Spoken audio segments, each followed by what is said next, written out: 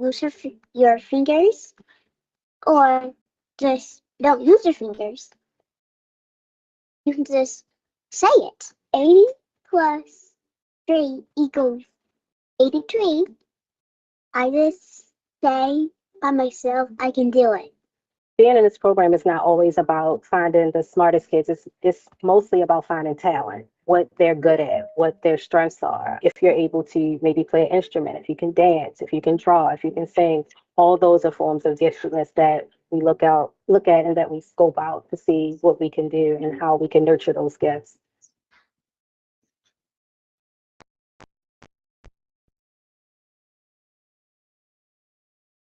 Good morning. I'm Mindy Becerra. Thank you for joining us on this Purple Monday, and help us welcome the newest member to our 11 News Today team, Jason Newton. Good morning, Jason. Thank you, Tony. I appreciate it. I'm from Baltimore. I'm a Baltimore City College graduate. I went to University of Maryland, worked over in Salisbury, and now worked my way through Milwaukee and back here in Baltimore. It's great to have you. Well, thank you. It's good to be here. Yeah. It's a lot of fun. It's good to leave the cold temperature of Milwaukee behind. You're going to love this guy. He's a Ravens fan, born and bred. You don't even have to train him to be a Ravens fan. There you go. Ravens fan. Every day across the world, city school students make their mark, shaping their communities, pursuing their passions, and building their futures. Take Jason Newton, a trusted anchor and reporter for WBAL TV, bringing the stories that matter to Baltimore. But journalism wasn't always part of his plan. Like so many city schools graduates, Jason's path took unexpected turns. He credits his teachers for helping him find his way, guiding him, inspiring him, and opening doors to new possibilities. This was not where I was supposed to end up. I wanted to be a doctor, and I went to the University of Maryland. I studied biology, and I was a horrible biology student. I was a great college student as far as going to basketball games and football games, but organic chemistry taught me that that wasn't going to be my thing. You know, I've been fortunate that I ran into a lot of teachers that were really good teachers who are able to connect with us. So if you're talking about Roland Park, I'll never forget Mr. Rappa, the math teacher who just made things fun. Or like Miss Ray was another math teacher, again, who sort of brought it home to you. And there's so many there. Then at City, I think Mr. Henderson, I will always say their names because they taught me that I could do things. And journalism ended up being what I could do. Welcome to 11 TV Hill. The Birds, they're back in town. They're rebuilt in full swing. Even though reading and writing is now a major part of his career, Jason once found English class to be a challenge. But during school, he found the love of reading, a skill he relies on every day, helping him craft the compelling news stories that inform and inspire his community. Of all the classes, I think English became the hardest. I don't know why. I think that I just was not a good reader, believe it or not, growing up. I just didn't know how to read for fun. And so that became a challenge to me. In I think high school, Miss Jira, I think that was that class we had to read The Great Gatsby. And that may have been the first book that I read cover to cover. And I felt like, oh, now I get it. I understand, I understand why this is such a thing. My parents are huge readers. And so it changed the conversation at the dinner table all of a sudden. Dad reads the newspaper every day, still does. Does a crossword puzzle every day. And so now I find myself in a job where I am constantly consuming or just being a student of what's going on around you. Thank you both for coming by. Good to see you both. Jason has this advice for current city school students. My advice would be to try things. If I have a regret in life, it was hanging on to the side of the pool too much.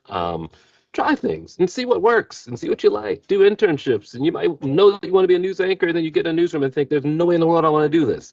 Or you might be a news anchor, you see how a producer works, and maybe producing is my thing. Or maybe you get in the building, it's just not your thing. But you don't know until you give it a shot. Even if it's something that seems like it isn't cool or isn't something that your friends are doing, that might make it even sweeter. So I guess my advice would be to try it. Jason reminds us that the lessons that shape us most aren't just about subjects. They're about relationships, like the relationships we build between students and teachers. Education is finding confidence in our voices, strength in our stories, and purpose in our paths. And that's what City Schools is all about, helping students uncover their potential, one lesson at a time. We're proud of the many amazing graduates of City Schools and the impact they make on the world every day. Hi, I'm Jason Newton, anchor and reporter at WBAL TV, and I am City Schools.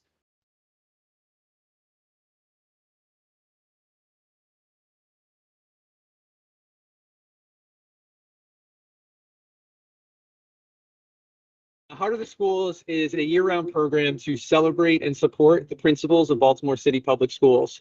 We know how important their job is, and we also know how challenging it is. And so we want to make sure that principals know that their community supports them, the Baltimore community and their school community. And one of the ways we do that is through the Heart of the School Awards, where we name 5 principals Heart of the School awardees each year. Awardees are selected based on nominations from their school community. So we hear from the folks in the schools, teachers, students, parents, volunteers, anyone who can tell us about why their principal is so special. And we take those nominations, read through them, come out and visit the schools, and select 5 schools to highlight that year. Winning the Heart of the Schools award was just the greatest honor that I know about as a principal, because it means the community, staff, students, parents, community members have taken the time to say nice things about me and recognize the work that we do here at Mount Royal.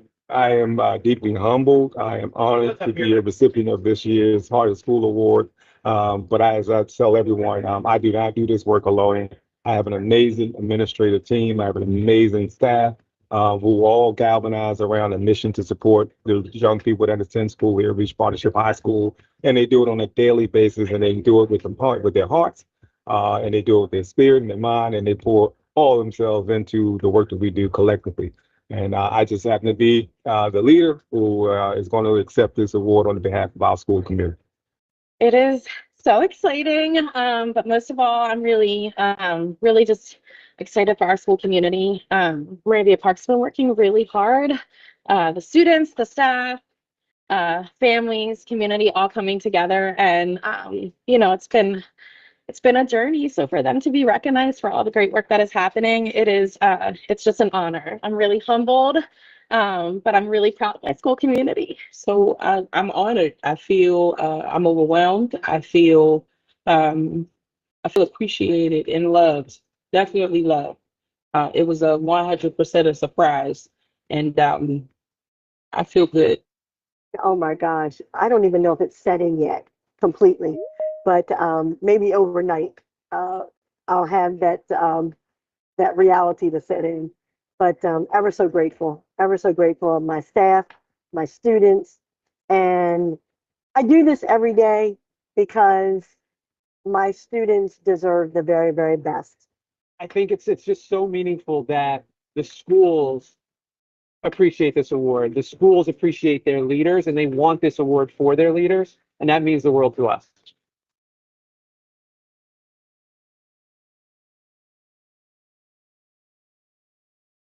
Everyone, it is Teacher Appreciation Week, and I just want to thank each and every teacher in Baltimore City Schools. You are some of the most important people in our district. We are thrilled that you work here in Baltimore City, teaching the young people of Baltimore City how to lead, how to discover what their talents are. So thank you, and happy Teacher Appreciation Week.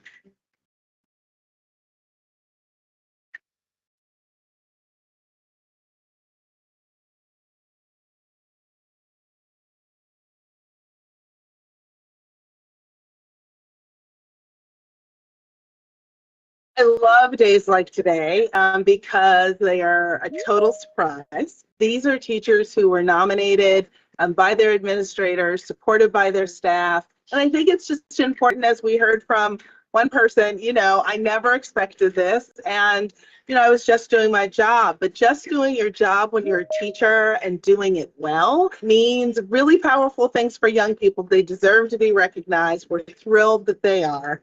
And just thank you. It's wonderful.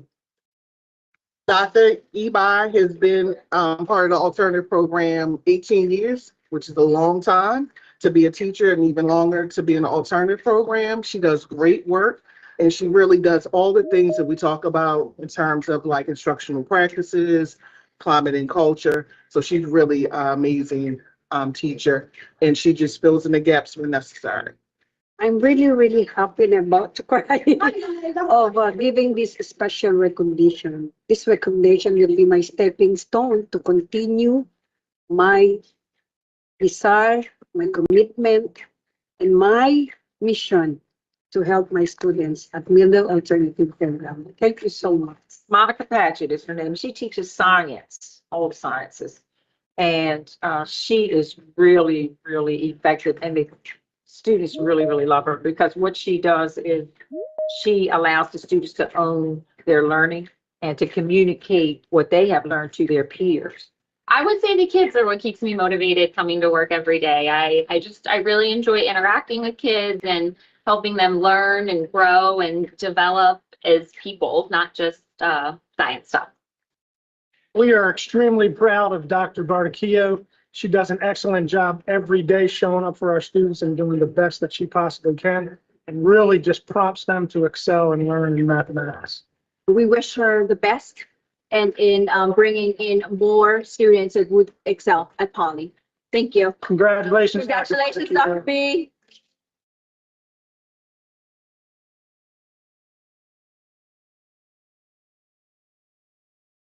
Y'all have your pencils? Good, perfect. Who does not? All right, that's fine. I got you. Good morning, y'all. How y'all doing today? Did you sleep well? All right, did you get enough to eat? Have you heard the term, never judge a book by its cover? Today we are. Tell me your first impression based on that front cover. I want you guys to be able to know what books we have in the library. Make sure you're reading, reading, reading. You won't know if you like it until you try it. Every day, Baltimore City Public Schools graduates make an impact on the next generation. Patrice Johnson, a proud Mervo alumna, is doing just that by inspiring students to love reading and writing. Baltimore City Public Schools is a powerhouse. We really produce champions. We really produce people that are going to go above and beyond. Sometimes I like to think that we are underestimated, but highly duplicated. Sometimes when you hear Baltimore City, you automatically think less than, or you have negative connotations. Being someone from Baltimore City Public Schools, that's not what Baltimore City means to me. It means greatness. It means being amazing in spite of so many things that are put up against you. Baltimore City Schools is a powerhouse of a place. Patrice understands the experience of being a student in Baltimore because she grew up here as well. I went to Cecil Elementary School number 7.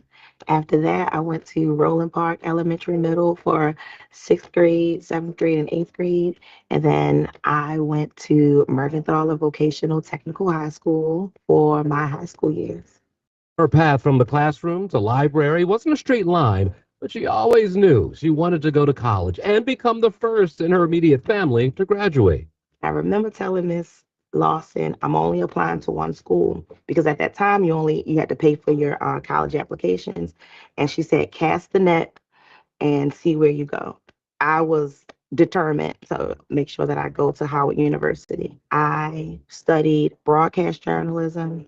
I studied print journalism. I wanted to be the next Oprah. I was pregnant with my son, and I had to put a big pause to finish my education and to become a mom. I paused my education and transferred to Towson University, where I finished. And then the next thing I know, I became a mom to my son.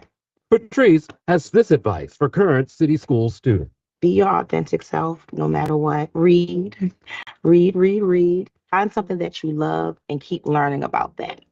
Find something that you enjoy and keep learning about that thing, because that's how you learn and that's how you grow. We're proud of the many city school students who discover their passions, embrace unexpected journeys, and ultimately make a difference. I am Patrice Johnson. I'm the Library Media Specialist at Henderson Hopkins, and I am City Schools.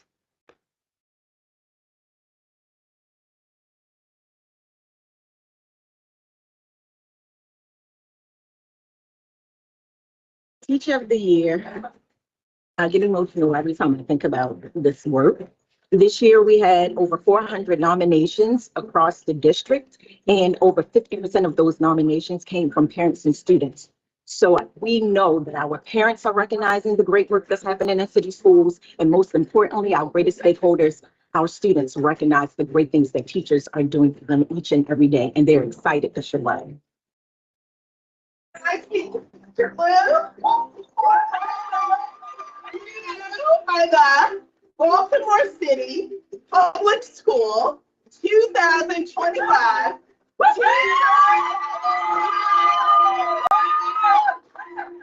Ms. Lou is a person who pushes students and shows them the way. And this is why I think he truly deserves this honor and way much more. I've known him since middle school, and he's just been helping me so much. And he's just amazing. He's so supportive, and he's so humble. Like, he'll tell you, like, I don't know everything, but he really does. I want to congratulate him.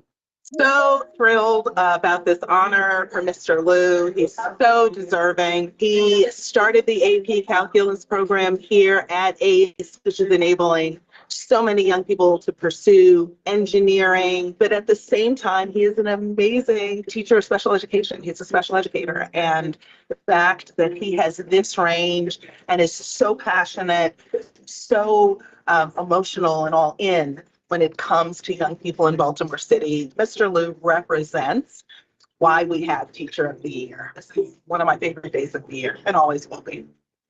Not enough to say about Mr. Liu. He is truly a teacher that believes in all students. As a special education teacher, also as an AP calculus teacher, he pushes students so as far as it can go. I've spent all my years here, all my 6 years here at ACE. I've been incredibly blessed to have students who work so hard, and they need us teachers to push them in order to help reach the success that they want. Our students need a voice. Our teachers, our educators in the school building need voices, and I'm going to do my best to leverage this platform in order to help build bridges to be in tune with what's going on in our schools.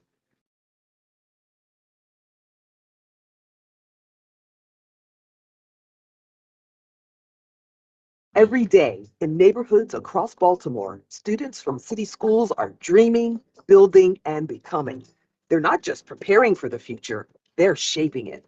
Graduates like Angela Pirelli are proof of that. Baltimore City Public School means to me opportunity. I immigrated from Trinidad and got a lot of exposure to a lot of different things. I went to Northeast Middle School, also went to school at Baltimore Polytechnic Institute. In high school, I got exposed to architecture, which some of the projects forced me out into the city to visit a lot of the historic buildings to learn about why they were there, how they were constructed, who constructed them. Also gave me the opportunity to meet my wife in the after-school program at Baltimore School for the Arts, Twigs program. And all of those opportunities, I think, helped me become the person that I am today. For Angelo, City Schools was more than just a place to learn. It was a launch pad, a space where mentors encouraged him. I was always interested in architecture. My father was in construction in Trinidad, so I was always wandering around the job site, but I also loved to draw, and those just seemed like a natural marriage. Mr. Sawyer, who I believe is the principal of Poly right now, ran the CAD or computer-aided drafting class, and again, gave me the tools to learn how to think about drawings technically. Then went to Penn State, and even though I always was interested in architecture, I took that as an opportunity to explore a lot of other things. So one point was an English major, was one point an art major, one point was a teaching major, but none of it really sang to me. And so when I transferred to College Park, Maryland, applied to the architecture program, got in, and really just enjoyed the challenge. Just helped me kind of center my life and create things that'll be here for a long time. Architecture became more than a possibility. It became a calling. Today, his work helped shape the future of education in Baltimore. And as he looks back, he has one message for the students who are walking the same halls he once did.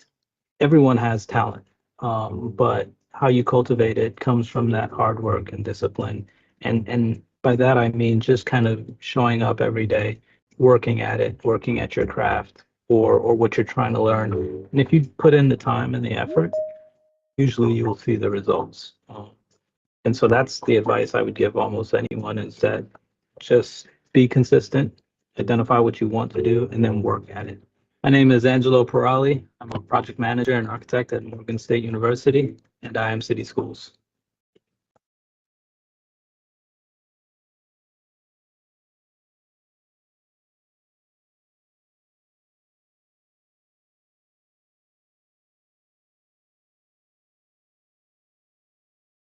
Today is ACBC's Spring General Assembly. It is the third and final assembly of the ACBC for the year. This is also ACBC's nominating convention, which is triggered whenever there's more than 3 candidates for any given position. It's an exciting year. It's the first year we've done this. It's a sign that we are building momentum and more students are interested in leadership roles. A lot of our candidates are campaigning today. Students are learning about what it means to engage in and support the ACBC election process and how they can engage their peers when they go back to their school. Well, the first step is really just showing up, really looking for the other folks in the school who are a part of SGA or ASCBC and being a part of an event. You don't always have to have a leadership title to be a part of these organizations. You can join a committee, you can join an event, you can just share your ideas. That's really the first step. It's just being there and showing up. Students' voice need to be heard, especially to the Board of Education, because for the Board of Education, we vote on what their next policy and what their upcoming school years will look like. If they're going to school, they should have an opinion on what their curriculum should look like. It is critically important to have student voice in all that we do. Our young people have numerous opportunities. They face new challenges. And for us to understand how to better serve our children and students, we need more student perspectives. I live by the slogan that I live the mission. I have my own nonprofit called the Giving Back Club, and I go and do initiatives to the different schools, and I do a bunch of stuff because I want to get opinions from students. I want to, live in their shoes. I'm friendly and I'm always willing to talk. I also have leadership roles. For example, I'm part of the CEO Student Cabinet. I'm the founder of the Multilingual Committee at Digital. I'm also the Class of 2026 Secretary at Digital. I've had connections already with adults and I've spoken to them, like for example, with Dr. Santelises. And if I can do it with the CEO of Baltimore City Public Schools, what's stopping me from doing it with the School Board of Commissioners? I'm currently my sophomore class president. I'm currently making a big impact in my school. I'm carrying a 4.5 GPA, so I'm ready. So let me be your voice. There's an opportunity to help shape the way in which our young people have experiences and touch points with city schools.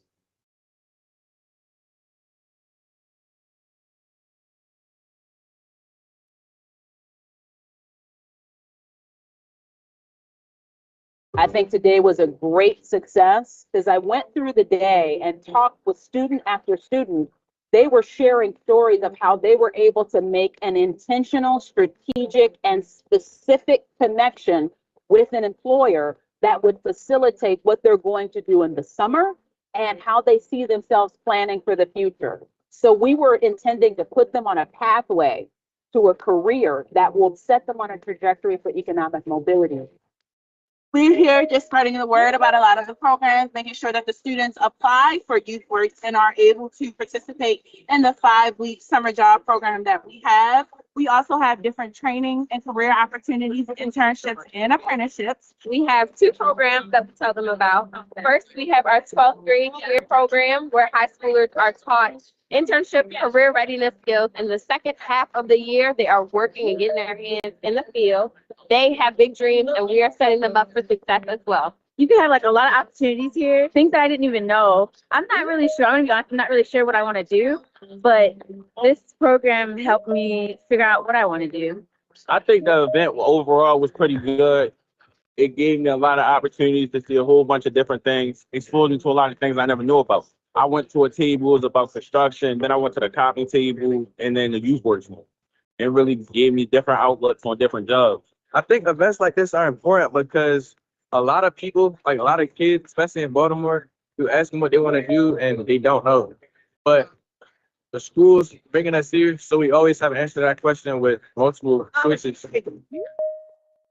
What I'm hoping they take away, first of all, is inspiration, energy, and an awareness that there are people out here that they know not of who really are pulling for them, who want to show up and open a door, nudge them through, give them information that's going to make a difference for them so that they can make good decisions in good faith, that somebody's on the other side cheering them on. President. Make it pay. Commissioner Coy. Commissioner Coy present. Thank you. Commissioner Esposito. Commissioner Esposito present. Thank you. Commissioner Kenyatta Bay. Commissioner Kenyatta Bay present. Thank you. Commissioner Mohammed. Commissioner Redding Wallinger. Yeah, you're gonna have. Yes, present. Welcome, Commissioner Simmons. Commissioner Simmons, present. Thank you, Commissioner Slater Harrington. And I'm present. Is there a motion to reopen the meeting? So moved, Kenyatta Bay. Thank you, Commissioner Kenyatta Bay. Is there a second? Second Esposito. Thank you. All in favor, Commissioner Ames Messenger? Yes. Yes, I'll put Chica Guzman? Thank you, Commissioner Coy. Yes. Thank you, Commissioner Esposito. Yes. Commissioner Kenyatta Bay. Yes. Commissioner Redding Wallinger. Yes. Thank you, Commissioner Simmons. Yes. And this motion passes. In recognition of the JRTC from Reach Partnership High School, I'd like to turn it over to the team to lead us through our opening ceremonies this evening. I believe I'm going to welcome all of my commissioners to stand, I believe, for this part.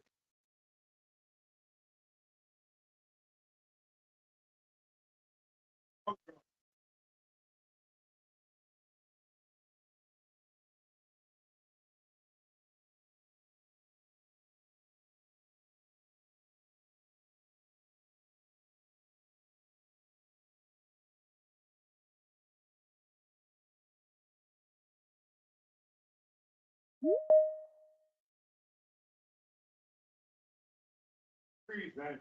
Arms.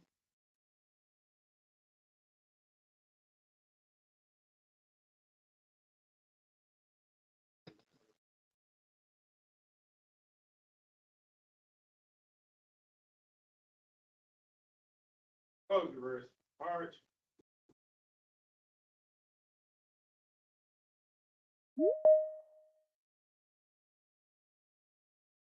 Color guard. Go. Present. Arms.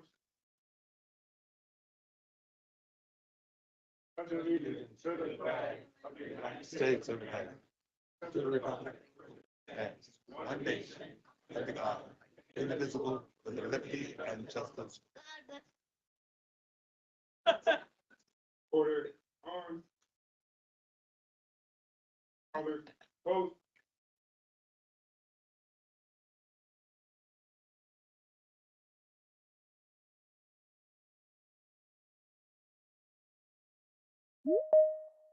Vote.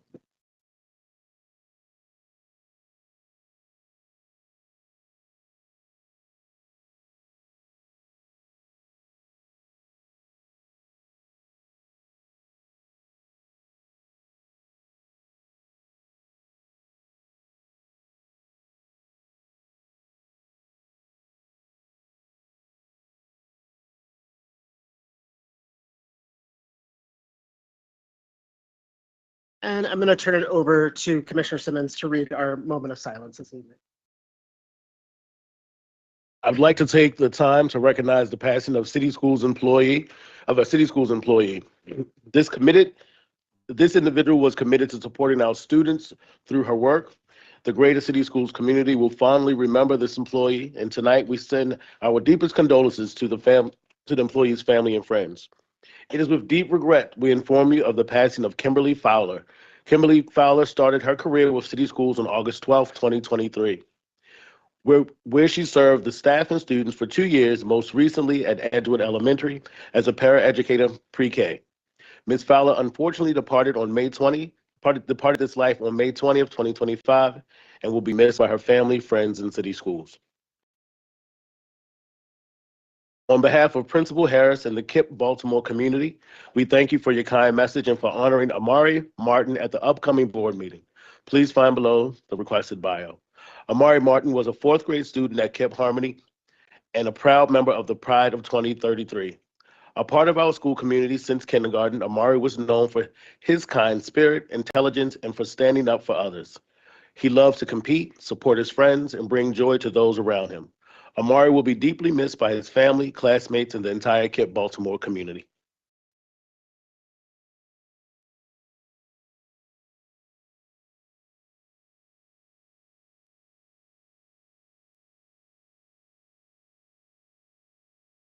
Thank you. Thank you, Commissioner Simmons. Is there a motion to approve the prior open session summaries? So moved Esposito. Thank you, Commissioner Esposito. Is there a second? Second, Kenyatta Bay.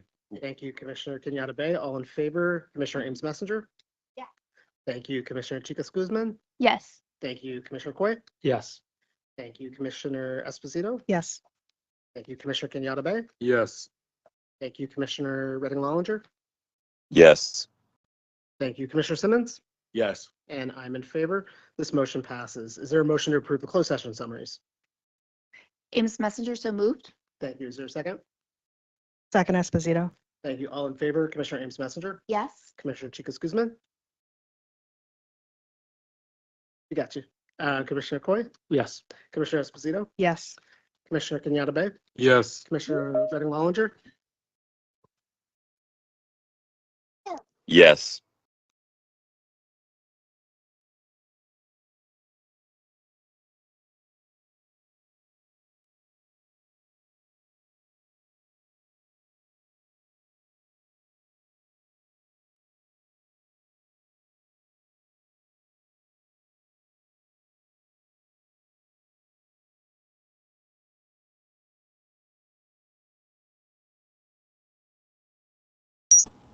Your mic is not on.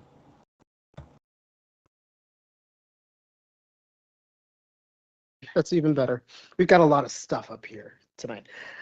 We want to thank all of our staff in city schools, from our school level down to our central district administration, for helping to support not only the operations of the board, but making sure that each and every one of our scholars receives an excellent education. Tonight, I just want to read a couple of things that are housekeeping. Although the school year is ending, the board, the CEO, and district staff will continue to host meetings, virtually share information, track progress, and prepare for the next school year. The public is invited to the full set of meetings that we'll have over the course of the summer. We'll post all of the information on our city schools website, as we'll have a couple of dates that are going to transition and shift as we get ready for summer. Last month, and this is probably one of our exciting announcements, is that the district held a citywide election for the new student commissioner and ASCBC officers.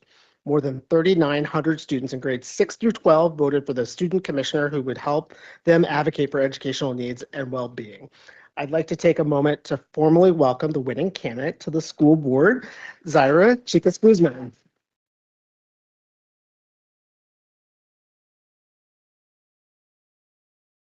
So before I turn it over for a few remarks, just on a headline, like Commissioner Chicas Guzman attends Digital Harbor High School as a junior, was elected for this upcoming school year, which will cover her term starting today all the way through school year 25-26.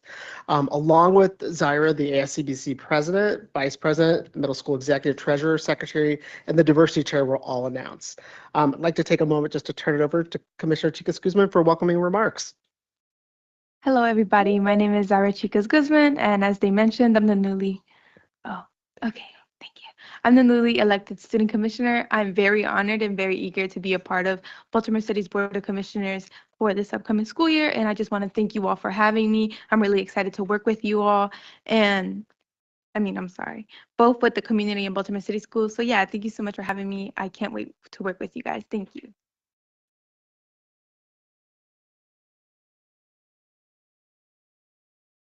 And as we celebrate the new beginnings with our new student commissioner, we'd like to take a moment to honor our outgoing student commissioner, Dylan Rooks, who's with us here today.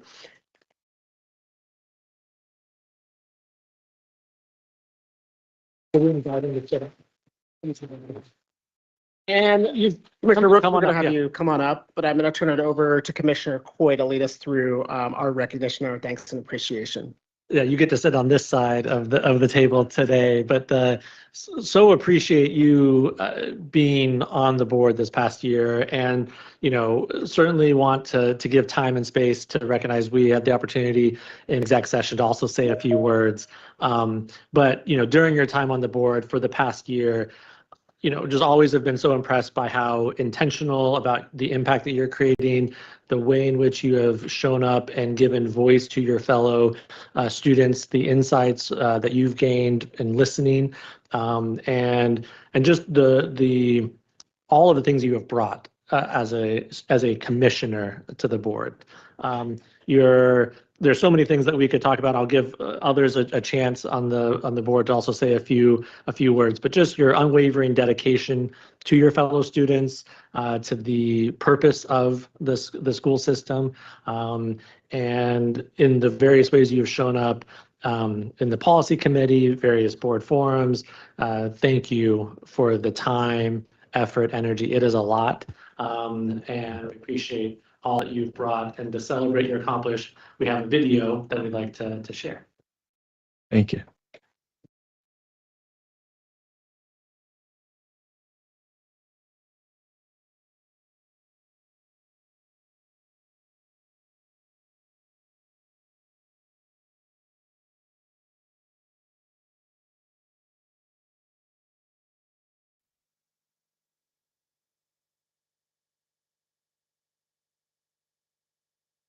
I feel honored to work with Commissioner Rooks this year. He's been just a force of good energy. He's been a force of good. He's been a force of like helping me understand, what are the opportunities, and keeping me honest in all of my work.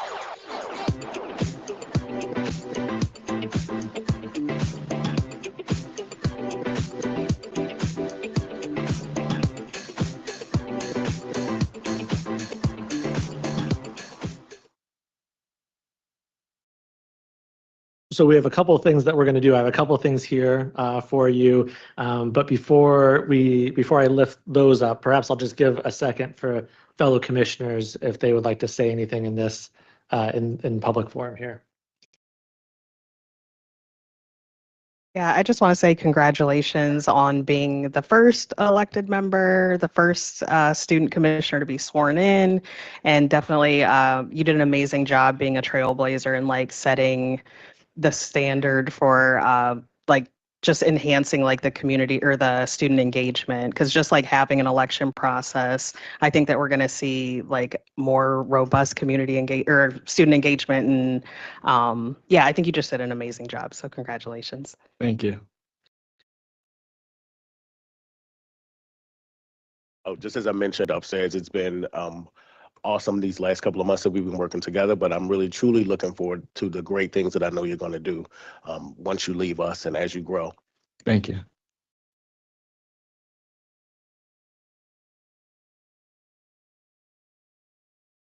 First of all, it is hard to find an advocate in today's world. And you have advocated for the students of Baltimore City, for the citizens of Baltimore City, for the families of Baltimore City. You have been a very strong and steady advocate. When other people would fail or shrink back, you stepped forward. And it's more than just, the fact that you were chosen. It was because you were willing to pick up that mantle and march forward with it. And whatever it brings to you, tomorrow can only be stronger and can only be better because you are with us. Thank you. Thank you.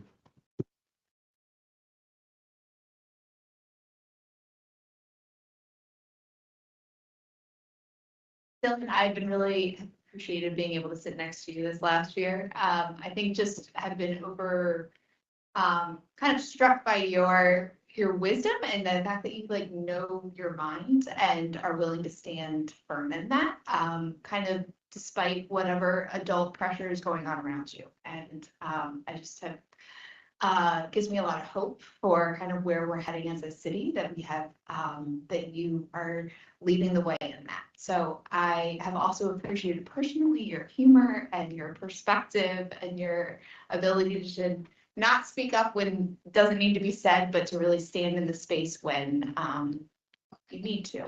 And so just also how you manage to juggle all the things that you do with work and school. I don't know how you do it, but I am grateful that you will be leading us all in a decade. So keep us on the right track. Thank you. And I'm gonna offer my thanks. I got an opportunity to do a lot of ASCBC events with you this past year. And just the opportunity to see you lead, to command a room, to command a space, to welcome other folks to bring their ideas was just an amazing opportunity. And for me to learn, like I said in the video earlier, for me to learn what the issues are of young people today. Thank you for being my guide through this journey. So thank you for all your commitments. Thank you.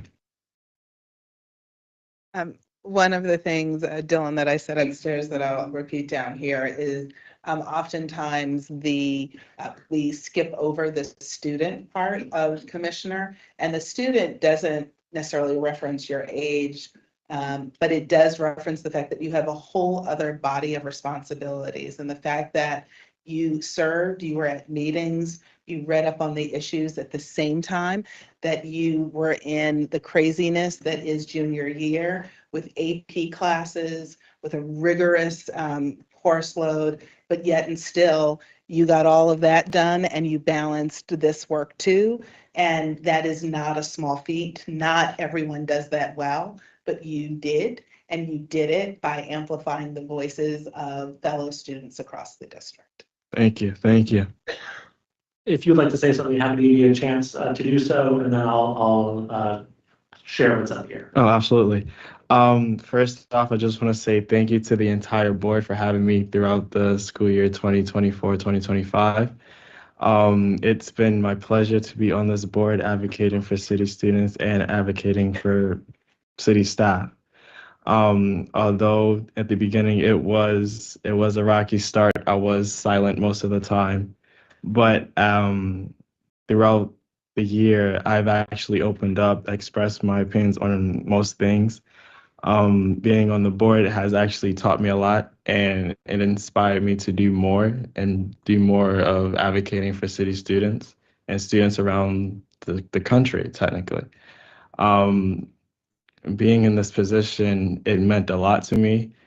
And what us young people would say, it gave you so much aura. So I just want to say thank you all for having me on this board. It's been my pleasure. I will most definitely keep in touch with all of you. And to the new student commissioner, like I said upstairs, the students chose you for a reason. Now it's just time to show everyone in this room and everyone in Baltimore City what that reason is. So thank you, everyone. It's been my pleasure.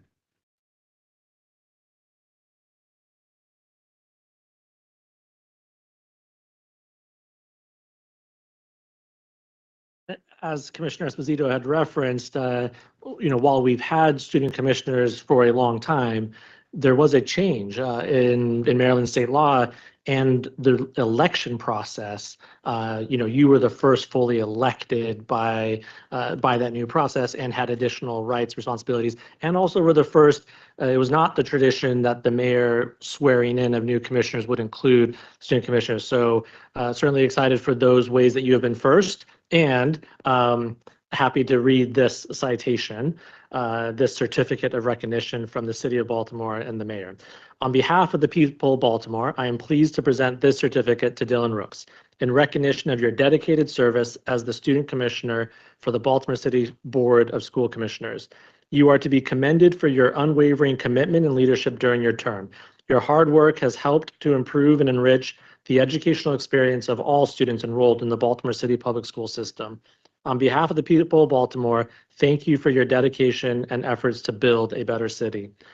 June 10, 2025, Mayor Brandon M. Scott. And additionally, we as the school board have a proclamation of the Baltimore City Board of School Commissioners.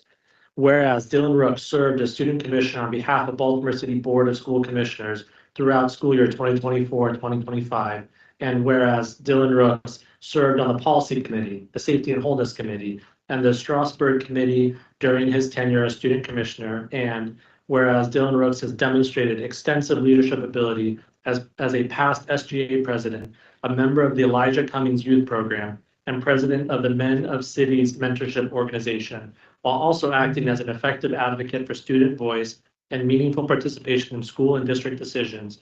And whereas Dylan Rooks has performed outstanding service to the students, staff, and families of Baltimore City Public Schools and the City of Baltimore, now therefore the Baltimore City Board of School Commissioners does hereby proclaim our thanks and best wishes to Dylan Rooks in grateful recognition of his dedicated service to public education in Baltimore City.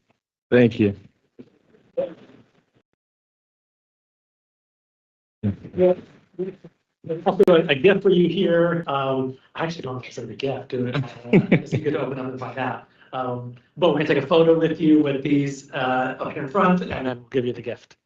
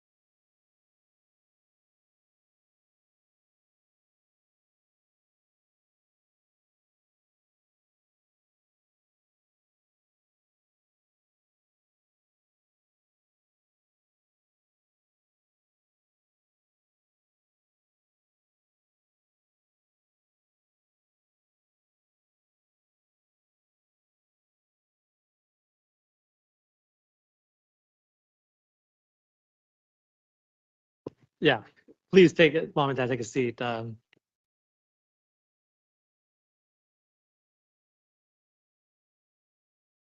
we just want to, as Dylan's parents, we want to offer just a note of thanks for letting us borrow Dylan's time throughout this year. I mean, the amount of time and dedication it takes for a student commissioner to engage in this work, as Dr. Santalis has mentioned, while balancing all of their other responsibilities, is no short-lived. But his dedication throughout this entire past year was here. It was present, it was full, it was more than full, like over time, like emailing, engaging, asking questions. Like it takes a lot of time for a student commissioner to represent his entire student body. So we're appreciative of that, but we'll give you the floor for some remarks. Okay. Thank you so much. Yes, I just want to say thank you. Dylan has shown me that he is capable. He is definitely capable of doing all of these things. At some point, I was like, Dylan, I think you're doing a little bit too much. Like, you know, just slow it down a little bit. He's like, no, Ma, I have it. And I was like, okay, the only thing I can do is support. I just want to thank you guys for allowing him to have this opportunity to do all of the things that he clearly loves to do. Working with the student body, working with you all has given him just like this boost of life. And he is truly a man of city, and he shows it in everything that he does. With this program, the Elijah Cummings program, like he has just amazed me at so many things that he has succeeded in. And I just want to say, Dylan, I'm just so proud of you, and just continue to reach for the stars and just never underestimate yourself. You are capable of doing whatever you strive to do, and we'll be right there to support you in everything you choose. Love you.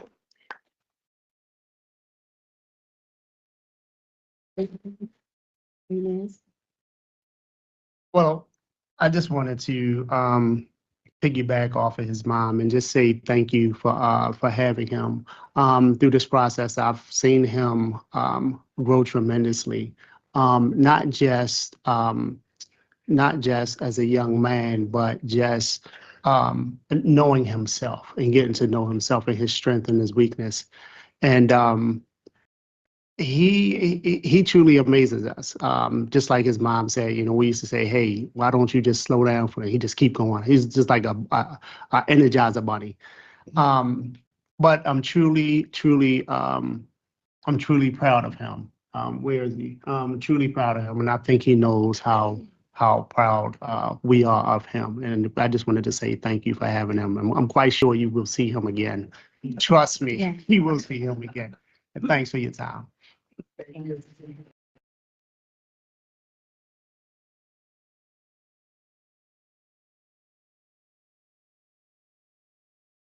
Thank you so much, Commissioner White, for leading us through that. I also want to spend my time here honoring two additional Superstars students this school year. We do this on a monthly basis as a way to lift up the academic, the extracurricular honors, the leadership, the public service honors, and contributions of our young people to their school communities and to the broader Baltimore City. So last time we honored two extraordinary students, one from Baltimore International Academy and the second from Joseph C. Briscoe. You can learn more about the Super Scholars page that we've set up. This month, we've got two additional students. The first is Rodrigo Quintela del Cid. Is he with us? Welcome, come on up.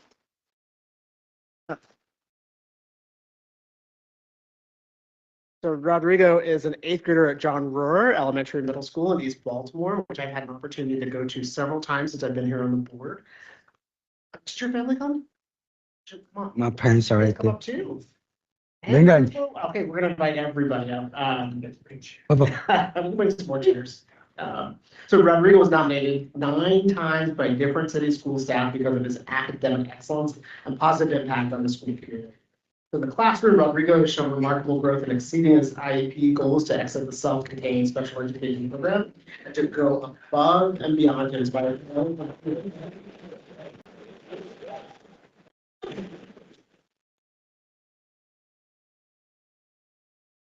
To learn more about Rodrigo and personally congratulate him on his accomplishments, the communications office visited the school at John Rohr to capture this amazing.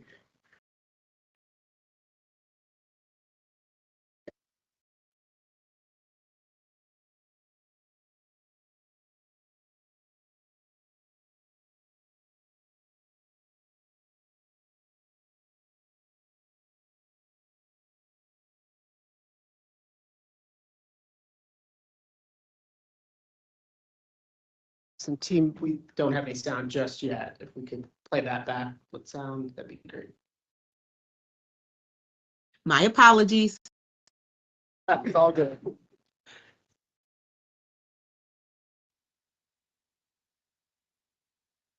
I like to make people smile. That's a really part of me. I love to make people happy too. My name is Rafael Quintanilla. I am this month's Scholar Superstar. Excited. I was nervous at first, but I was so excited. I broke down in front of my teachers. I was like, this is so exciting. I can't believe I got this. I gave them all hugs. They was happy for me. I love that too. I was like, thank you. I guess hard work really paid off when I changed. I'll say loving and caring and good. I'll say caring because I got a big heart and I really do care about people, and I just don't like people seeing sad. I just want to like help them if they ever need help. And loving is I really do love. Like I said, I care about people a lot and I really love them. And good is that I'm respectful. I'm good to my teachers, and I do kind things for my teachers and for my friends out there. I like social studies and science because I get to learn some new things and do things that I never seen before, and it's pretty cool. I get to be a mascot. Last year when my Miss Oliver, she asked me to be if you want to be a mascot, and I said yes. I would love to be a mascot. I would love to see people, hyped up, make them hyped up and happy. I'll say keep it up.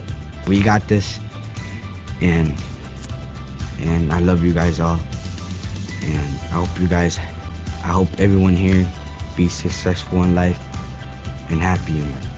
That's what I would say.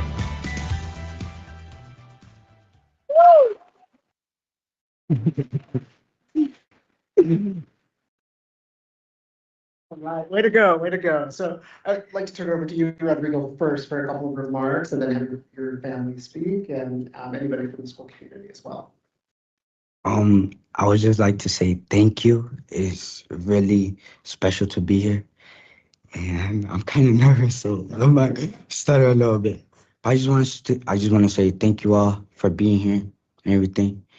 And my bad, I'm nervous. I'm nervous. I just wanted to say thank you. That's it. Thank you a lot. Thank you a lot. I love y'all. I love y'all.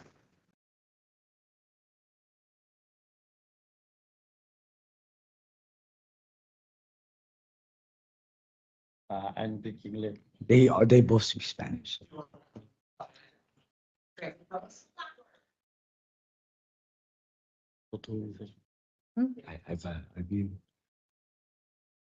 I mean, Sean, would you grab an extra chair?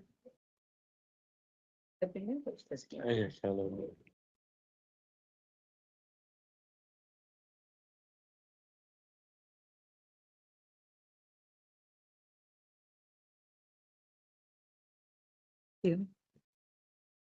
Buenas noches. Good Bueno, evening.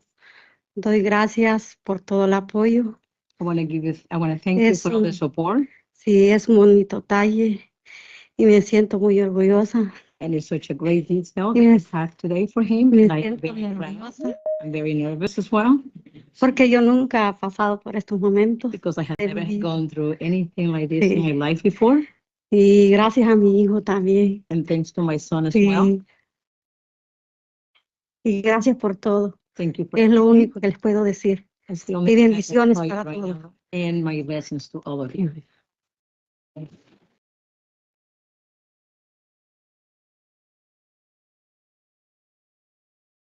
Yeah, do you want to offer a couple comments? ¿Quiere decir algo, señor?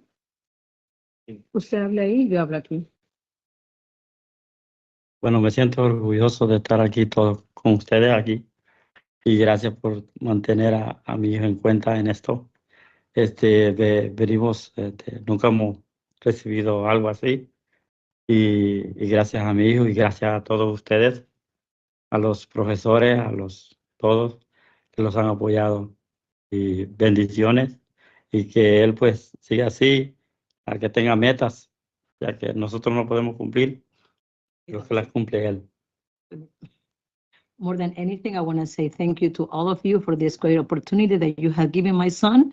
We have never had anything like this before in our lives, but we are very proud of him, especially he has made this happening for him, for us. And since we haven't had the opportunity to have what he is doing today, it makes us even prouder to do that.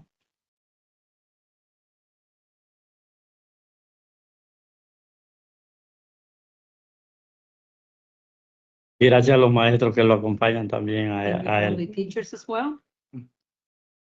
Speaking of which, thank you so much, Benny. Anybody from John Brewer Committee, if there's any additional, that's where I have to have your podium as well. Algunas palabras de aliento para su hijo. Can always make more space.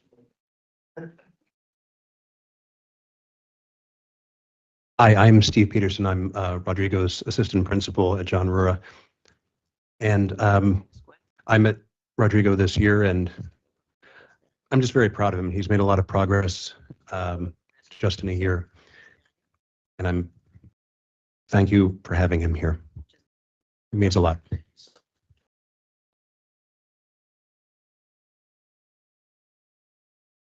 I'd like to present you with a certificate, with some award, and we'd like to take a quick photo, if that's okay with you, and mom and dad, and.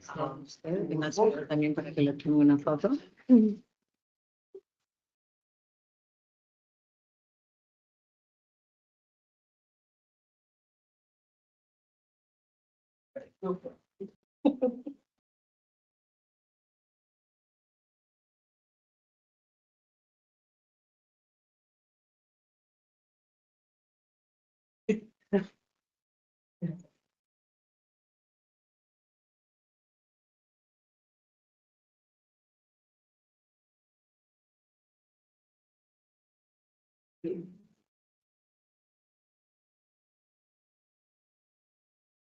Yes.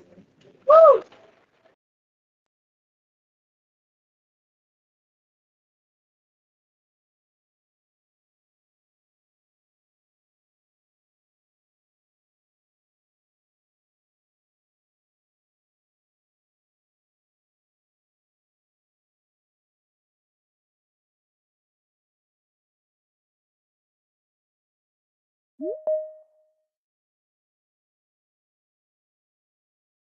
Just want to acknowledge and welcome Commissioner Mohammed to the meeting this evening. Welcome for joining us. And I'm going to turn it over for our second Super Scholar awardee to Commissioner Kenyatta. They can lead us through this.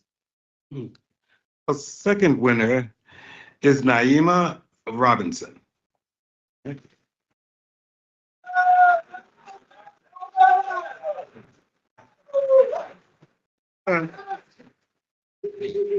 Naima is a ninth grader at Reach Partnership School in North. Naima is a determined and resilient student, inspiring others to try their best and never give up. With the support of her family, teachers, and friends, Naima continues to show growth in her studies and as an athlete on the school's track team. To learn more about Naima and personally congratulate her on her accomplishments, the Communications Office visited Naima at Reach Partnership School to capture this amazing video.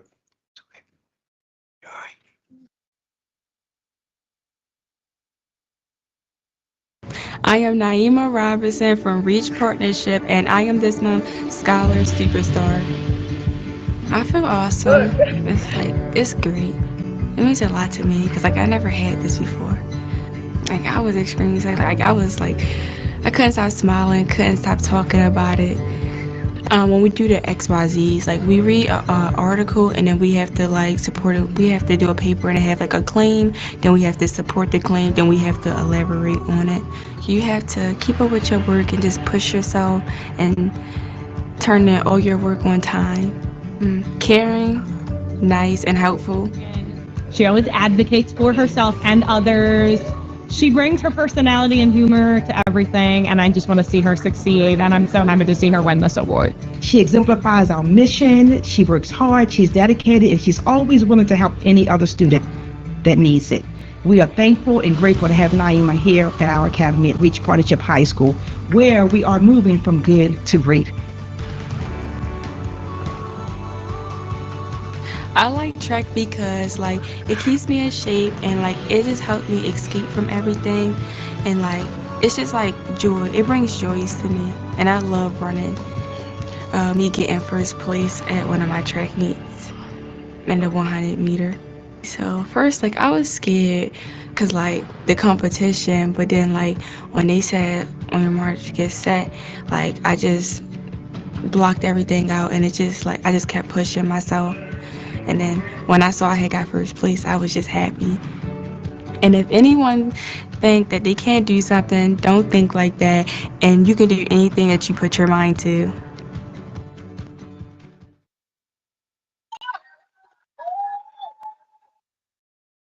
Turn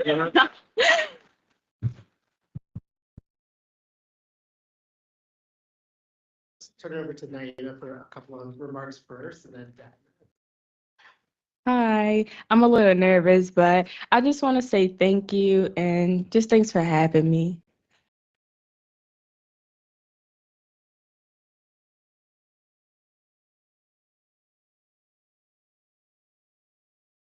I'm nervous too. Where do I start? Since Naima been in pre-K, I always volunteer at her schools, field trips, PTO meetings, everything. And one thing I told her is never give up. Shoot for the stars. It's no ending, no stopping. Whatever you want to be, go for it. It's my baby, my fat rat. I call her Fat Rat. Sorry. It's my baby. No matter what, thank you. She know that me and mom is there for her. And I reach. Thank you guys for recognizing her.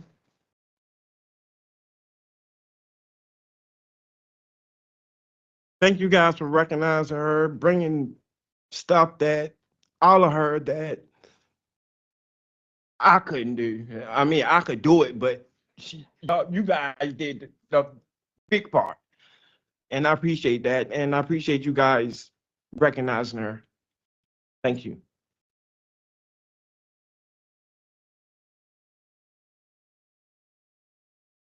Not sure who from Reach Partnership is up here from saying the words.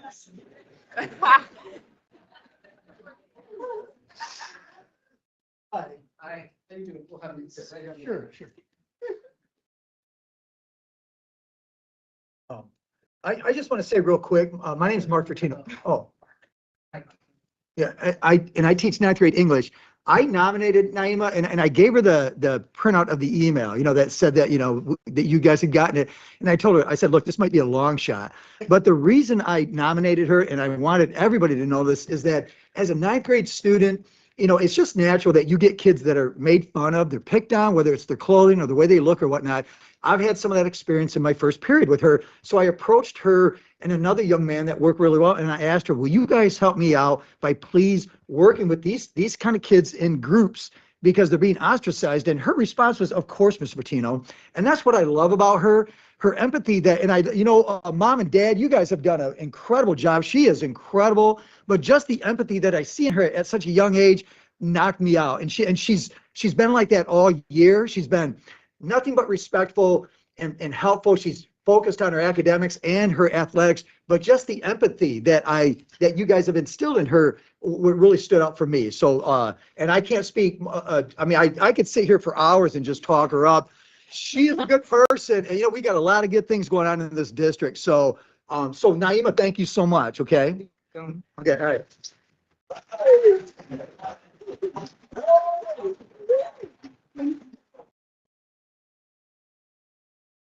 Small token in recognition of your contribution. We have both a certificate and a trophy, and we'd like to invite you up for a photo before we let you go this evening.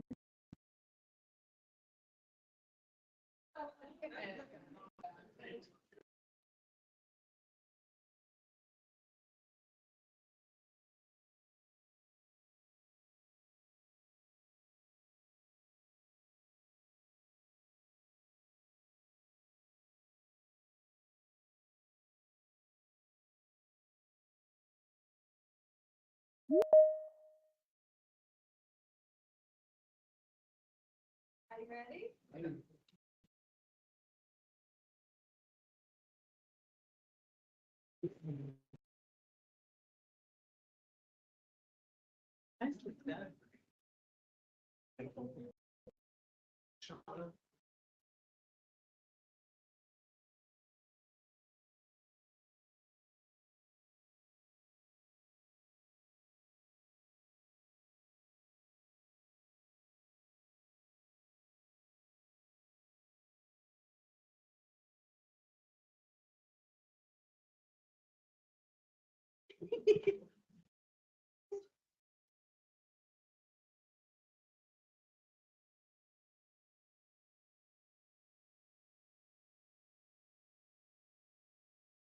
So, and thank you so much to all of our family and friends and our teachers and educators and our young people for education. I'd like to turn it over to Dr. Santalisa for CEO comment. Thank you very much, Chair Sally. And again, as our chair said, this is an evening of celebration. So I will continue with that celebration. And we had a number of spring state sports champions this year. We have a lot of them. I'm going to ask them to come in so we can celebrate them. These are some of the young people that I was also with as Mayor Scott recognized them at City Hall. So first, congratulations. And I think they're outside. We'll have them come in. First, congratulations to the 3A boys basketball state champions from Baltimore City College.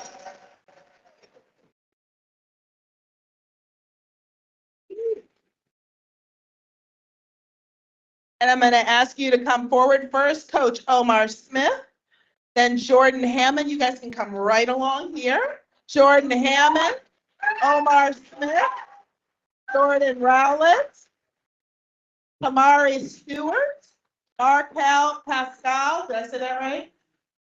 No? Huh?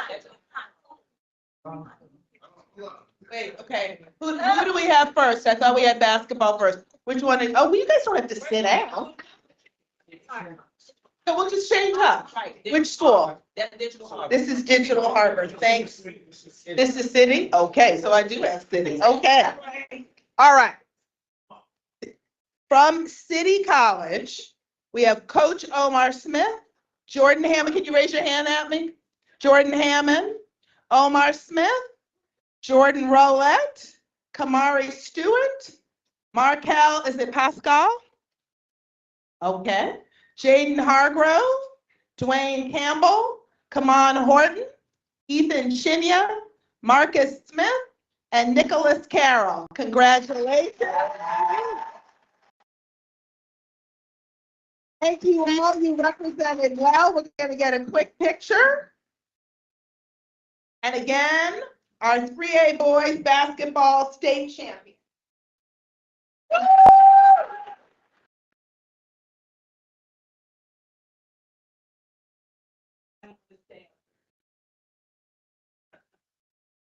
I'll take my mic with me. Thanks, you all. I need y'all to.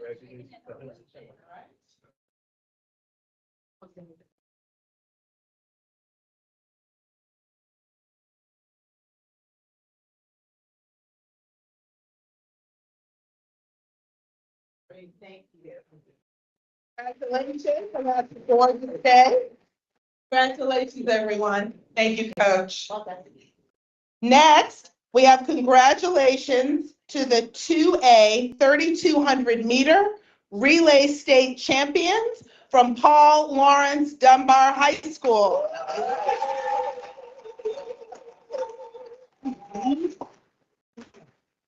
We have Coach Dale Solly, Keith Meekins, Tyon Folks, Jermaine Parker, William Carranza,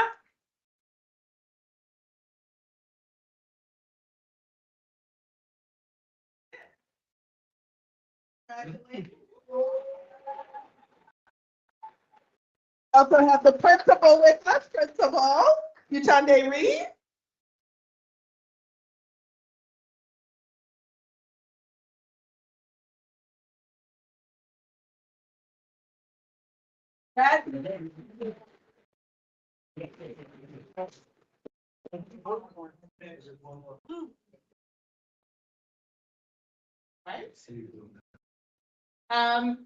Next we have congratulations to the 4A track and field state champions from Mergenthaler Vocational Technical High School.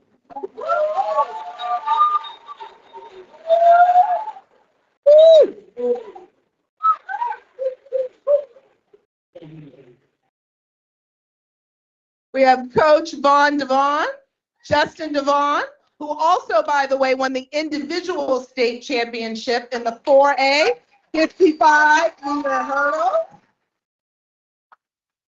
DeAndre Thomas, Jaden Adams, is it Kyrie? Kier?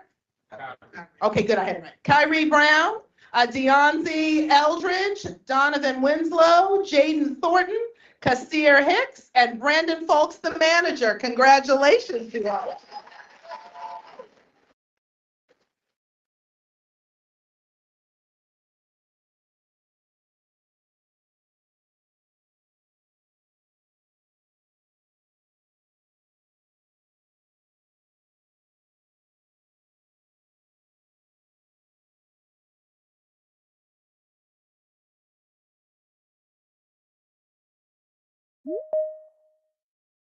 Congratulations, you all. We got two more. So next, congratulations to the 3A 55-meter individual hurdle state champion, Aria Edwards from Baltimore City College. And finally, congratulations to the 3A 4x400 relay state champions from Digital Harbor High School.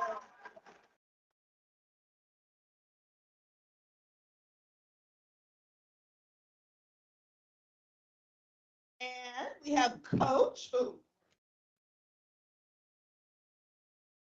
just making sure I say your name right. Coach Utaro Bakari, Shaquem James, Javante Williams, Marquise Johnson, and Lamont Johnson. And a special shout out to Lamont Johnson for his remarkable individual achievements. 2 times 3A 300 meter state indoor champion, 2 times 3A 400 meter outdoor champion, and Baltimore City record holder. 3.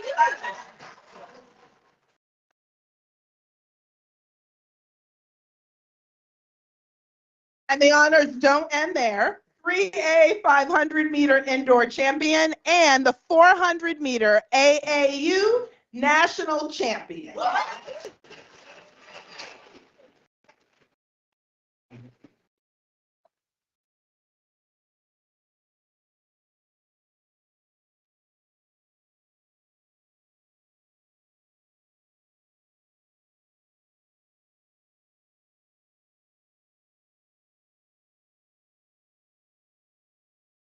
Congratulations, everyone.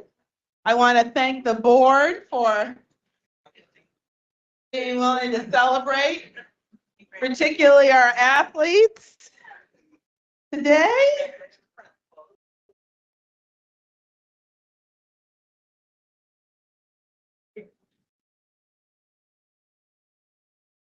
And to round out this evening's celebration, I am going to ask if Roger Shaw could come forward to the table.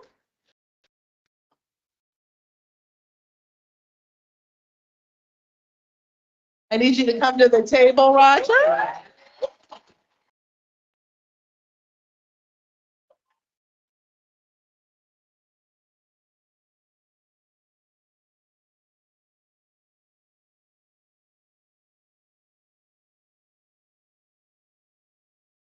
Just let me come right behind. She said go up there. So, in true style, we knew if we told you, you wouldn't come. So we didn't tell you, and a number of folks helped prepare for this evening. But I take great pleasure in recognizing you through our first Lifetime Achievement Award. Wow.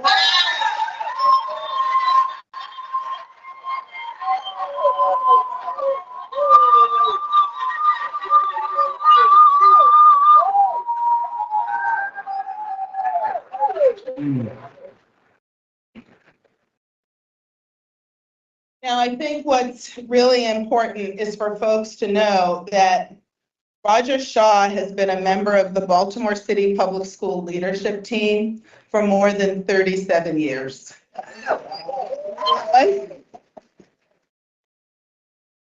He was a high school principal for 19 years, deputy chief academic officer, executive director, director of multiple pathways, the ILED for secondary schools, and the executive director of re-engagement from 2022 to the present.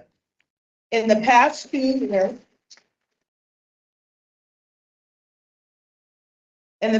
years, the Re-Engagement Center, under Roger Shaw's leadership, has conducted more than 3,100 intakes, more than 4,700 home visits, 64 outreach events, 325 online REC referrals, supported more than 400 homeless students, supported nearly 250 pregnant and parenting students, supported nearly 625 students involved with the Department of Juvenile Services. And while all of that is absolutely amazing, Roger Shaw's special sauce is the fact that he believes in relationship. Yes. That Roger Shaw does not just think community is a word, it's not a political leverage. For Roger Shaw, community is a way of life. And the other piece about Roger Shaw that is a rare, rare gem not just in Baltimore City, but anywhere these days, is Roger Shaw walks his talk. I have been privileged to see not only his work with young people, but that work with young people reflects who Roger is as a husband, a brother, a father, a brother-in-law, a son, and a grandson. Your family is here this evening because I have seen how you have raised your children, how you love on Joyce, and it is the same Roger I see when a young woman comes in and frankly has experienced things that she should never have experienced and has at times been abused in a number of ways, and you still cherish her like she is one of your own. I have watched how you have worked with young men and you bring them up to my office, and many of them have done things that others would turn away from. But you bring them up to my office because you want them to know that they are worthy of walking in any space.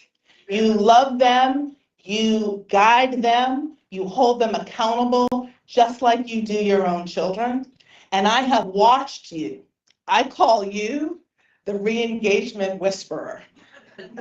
Because Roger, you will take the children that other people push out.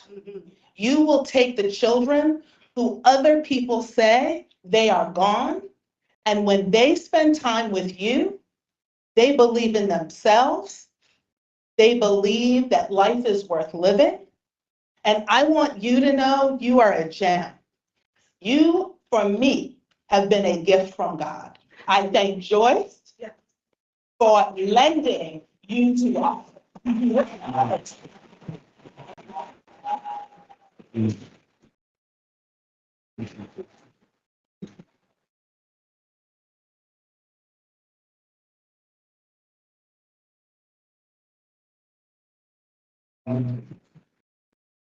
And before I turn the mic over to you, hopefully, and Joyce, you can come up to the table. You know, you do this with him.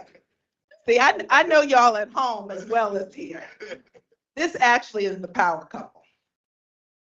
But I do want you to know that the faith that we share says that men ought to be living epistles, that we are to be the lives that his power and his love are written on, that all men and women may be able to see his love and his glory through our acts on behalf of him for other people.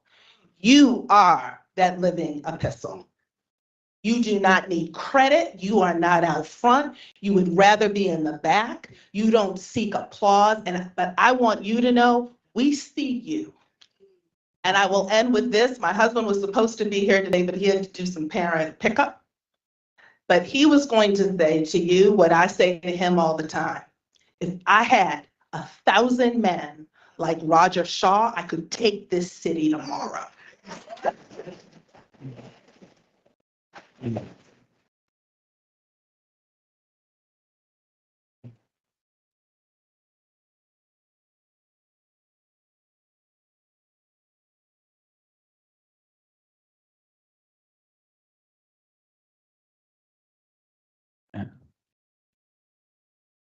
Am I supposed to speak now? You actually don't have to, but you absolutely can. First of all, I am just so grateful for the opportunity to work in Baltimore City Schools with so many wonderful people. And the person to my left, which is my wife of how long? 38 years, 35 years. And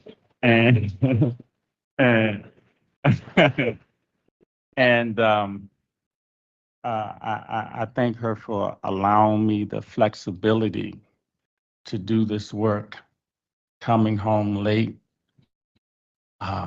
She sacrificed her career to raise our children at home. And so this doesn't happen without you understanding what this work entails. So I appreciate you and I love you. And I know I'm not the perfect husband, Perfect but for me. yeah, I'm perfect for you. And then the work we do in the re-engagement doesn't happen without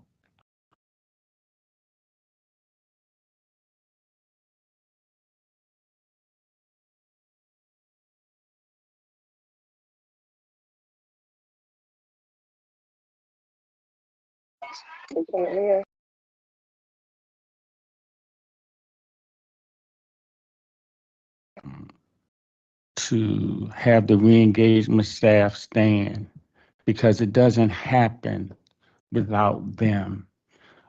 They take the craziness in my head and they make it, like the song said, boots on the ground. They make it happen. They make it happen. And so let's give the re-engagement center staff a hand up as they stand.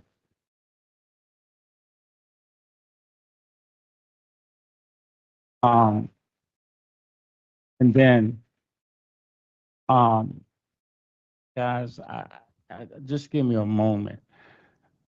First of all, I am just so grateful, and I didn't expect this, Doc. And so I want to just say thank you. It's been a pleasure working with you and you supporting the work and you supporting the young people and all that you do. So I don't take this moment for granted. And we don't take re-engagement for granted. Today there was a storm,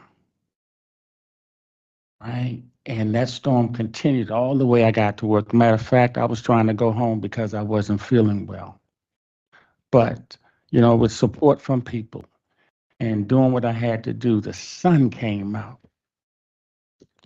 And I'm here today to tell you that the children come with storms in their lives, and we got to be the sun. And so we make hopelessness turn into hope. We make the invisible visible. We turn I can'ts into I cans, I won't into I wills. And it doesn't happen without the support of people like Dr. Santalisa, Dr. Tose, the Chief of Staff Office. It's so many people, you all, that do this work, that make it happen. I'm just a vessel, and I'll say this, an instrument used by God. That's it. And he put all of the wonderful people in this room in my life to make this work happen. Is it a struggle? Yes. Principals and I, we go back and forth.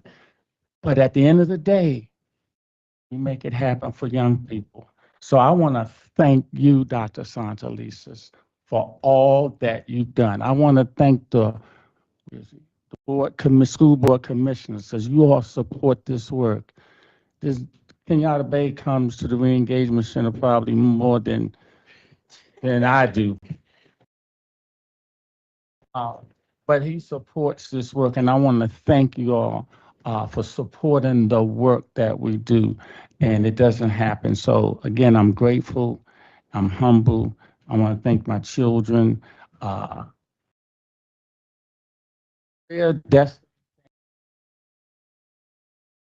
These are my young people.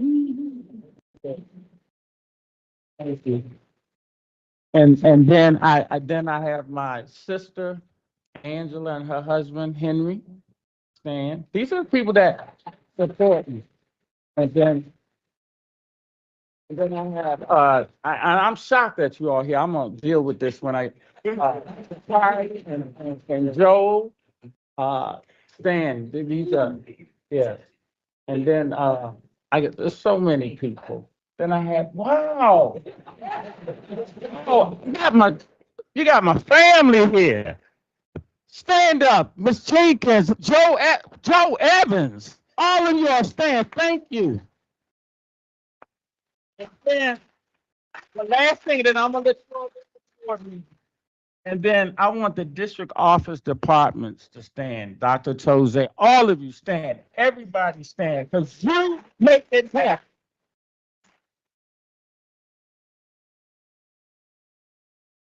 Thank you again.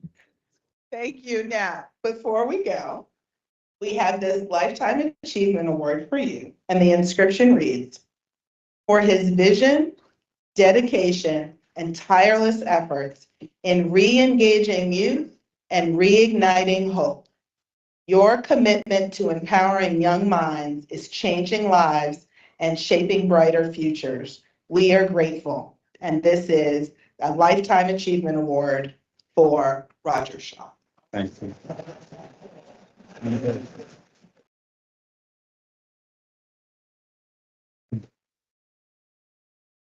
And as we come forward for a photo, I am going to read the proclamation signed by the board chair and myself. Whereas Roger Shaw has served as a member of the Baltimore City Public Schools team for more than 37 years, and whereas Roger Shaw has faithfully executed his responsibilities as a high school principal, deputy chief academic officer, director of multiple pathways, instructional leadership executive director, and executive director of re-engagement. And whereas Roger Shaw has dedicated himself both personally and professionally to supporting the academic and personal success of thousands of city school students who might otherwise have fallen behind. And whereas Roger Shaw has exemplified the highest standards of public service to the students, staff, and families of Baltimore City Public Schools and the city of Baltimore throughout his career, now therefore, the Baltimore City Board of School Commissioners does hereby proclaim our thanks and best wishes to Roger Shaw.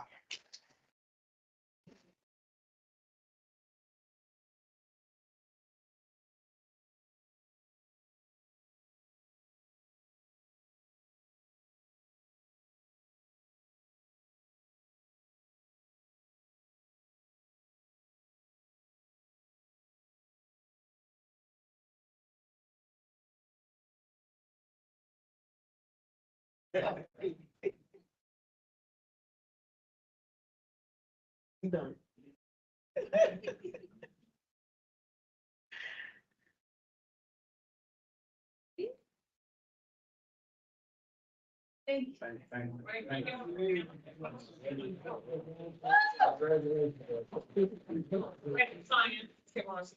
Oh, just say it. Go ahead. We're just gonna wait for these. Are you at the chain time? There. Okay.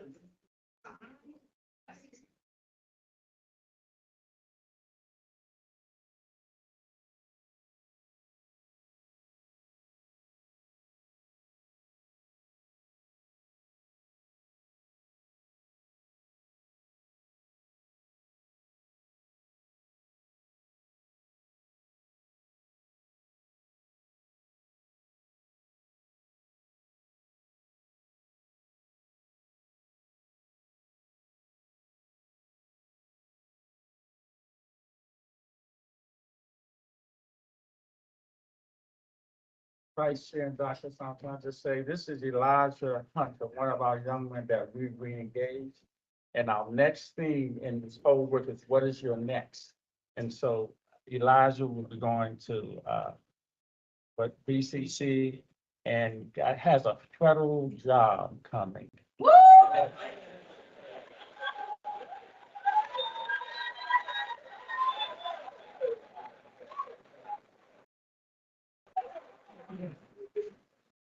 Elijah, while we're waiting on Dr. S to come back, do you want to offer a couple of remarks just on your journey and through the engagement center?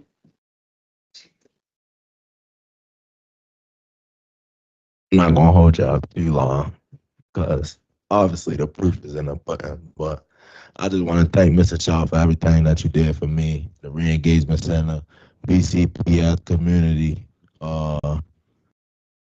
the movement team, just everybody. I could go all day, all week, all night. But just thank y'all for everything.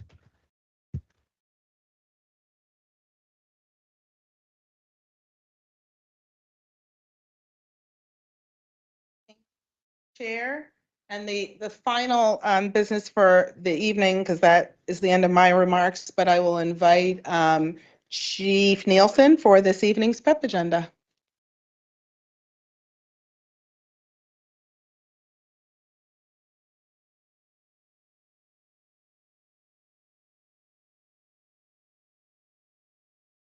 Thank you, Dr. Santelises, although it's a little hard to go after the Roger Shaw Lifetime Achievement Award.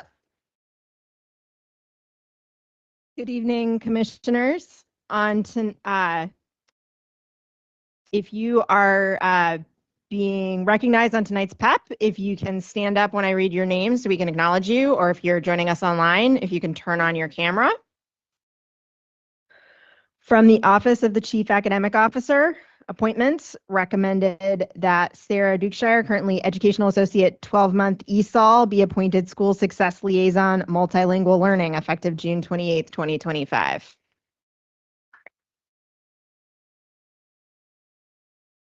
Recommended that Hannah Gorton, currently Educational Associate 10-month ESOL, be appointed School Success Liaison Multilingual Learning effective June 28th, 2025. Recommended that Natalie Labar, currently Educational Associate 10-month ESOL, be appointed School Success Liaison Multilingual Learning effective June 28th, 2025.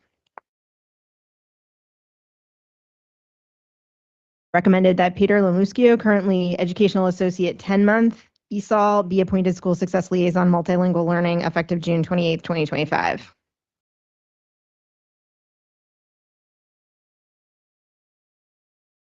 Recommended that Kevin Oken, currently Educational Associate 10-month ESOL, be appointed School Success Liaison Multilingual Learning effective June 28th, 2025.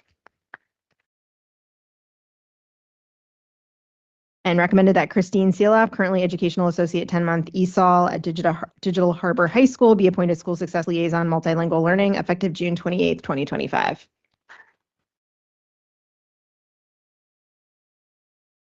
Now from the Office of the Chief of Schools, I see joining us online, recommended that Yvonne Anderson, currently Principal Merrick Academy, Queens Public Charter School, be appointed Principal at Beachfield Elementary Middle effective June 28th, 2025. Recommended that Ophelia Arcio, currently Educational Associate 10-month at Vanguard Collegiate Middle, be appointed School Success Liaison Mathematics effective June 28th, 2025. Recommended that Sarah Dexter Thornton, currently interim principal at Vivian T. Thomas Medical Arts High School, be appointed assistant principal at Paul Lawrence Dunbar High School effective June 28th, 2025.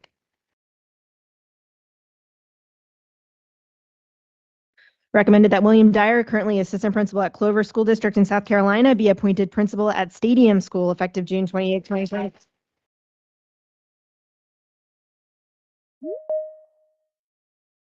Recommended that Mashana English, currently interim principal at Vanguard Collegiate Middle School, be appointed principal.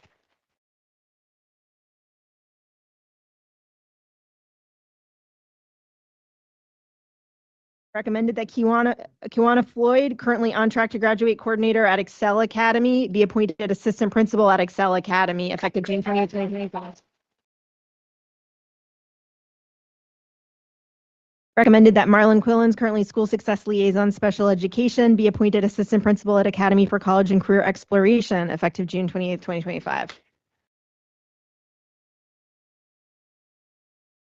Now for reassignments, recommended that Ryan Golson, currently Assistant Principal at KIPP Harmony, be appointed Assistant Principal at Calvin M. Rodwell, effective June 28th, 2025.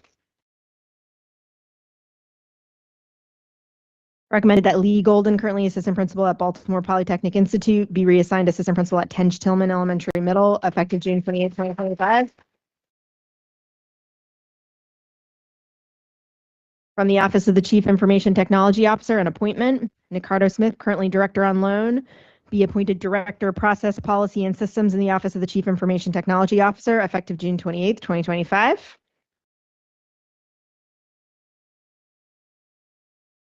And from the Office of the Chief Operating Officer, an interim appointment, Catherine Harris Toller, currently Special Assistant in the Office of the Chief Operating Officer, be appointed Interim Director of Community and Public Relations, effective June 14th, 2025 through September 19th, 2025.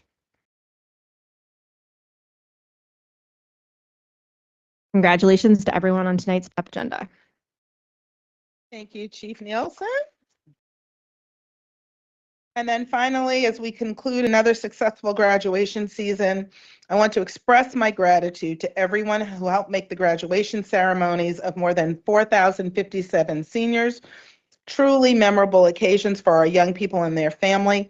Special thanks to our board commissioners for their participation and support.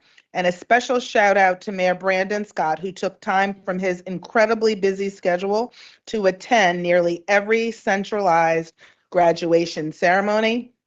I am especially grateful for the efforts of our district office and school staff who worked many hours, often behind the scenes, to make graduation day a joyous occasion and a special memory for our seniors and all those who care for them.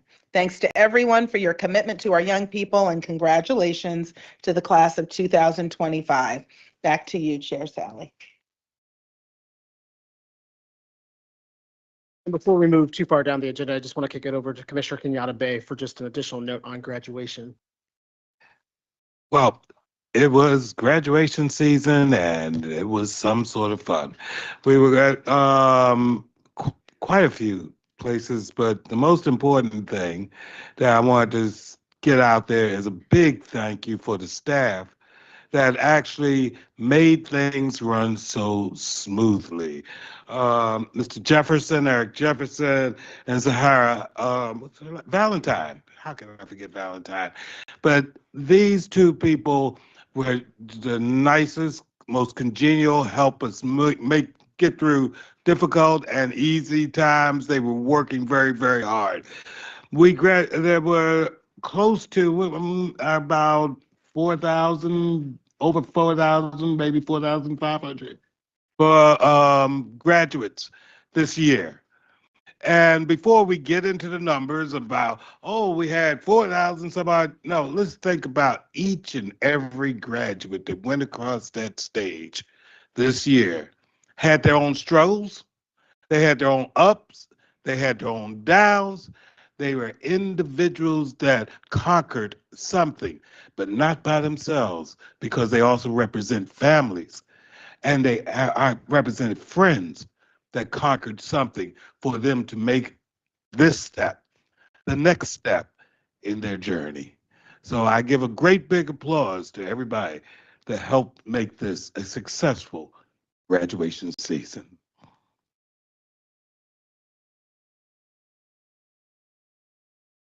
Thank you so much, Commissioner Kenyatta Bay. Turning back to our agenda this evening, we will now review the personnel, employment, and payroll. Is there a motion to approve the PAPA shared by Chief Emily Nielsen and the appeals and hearings this evening? So moved, Kenyatta Bay. Thank you, Commissioner Kenyatta Bay. Is there a second? Second, Simmons. Thank you, Commissioner Simmons. All in favor? Commissioner Ames Messenger. Yes. Thank you, Commissioner Coy. Yes. Thank you, Commissioner Esposito. Yes. Thank you, Commissioner Kenyatta Bay. Yes. Thank you, Commissioner Mohammed. Yes.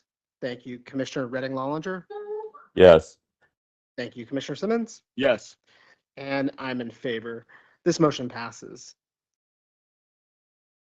We will now review our consent agenda for this evening. Board colleagues, please let me know if you'd like an item removed, and please state your question for staff. At the top, we will be pulling item 9.01, which is the new charter and school applications for presentation and separate vote this evening. 9.01, gifts and donations. 9.03, policy BDB, board officers, second reader.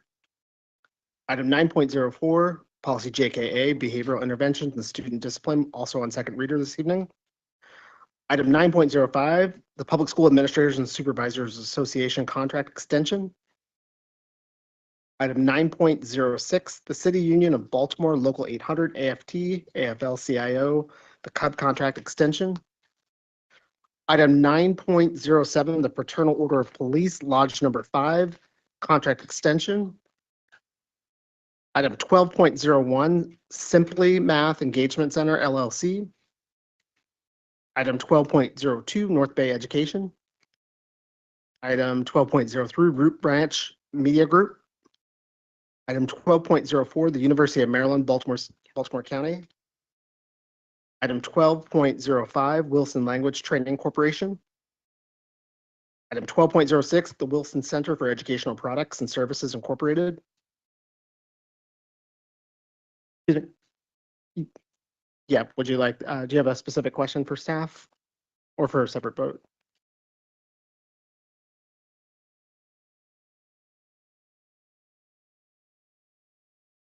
And Commissioner Ames. Okay. I do. I have a question about the, I'm sorry, I was catching this thing. Looking just about the,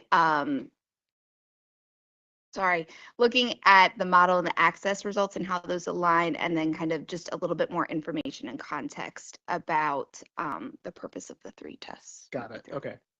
So for the Chief Academic Officer, we'll have her. And join. talking about the volume of testing for multi-language learners. Got it. Thank you so much. Item 12.07, Power School Group, LLC. Item 12.08, Junior Achievement of Central Maryland. Item 14.01, Application Software Technology, LLC. Item 16.01, Public Impact, LLC. Item 19.01, Expanded School Behavioral Health Program. Item 19.02, Continuous Growth, LLC. Item 19.03, Holistic Life Foundation. Item 19.04, the Movement Team. Can we pause there? Can we pull item 1902, 1903, 1904 for the awareness of the public?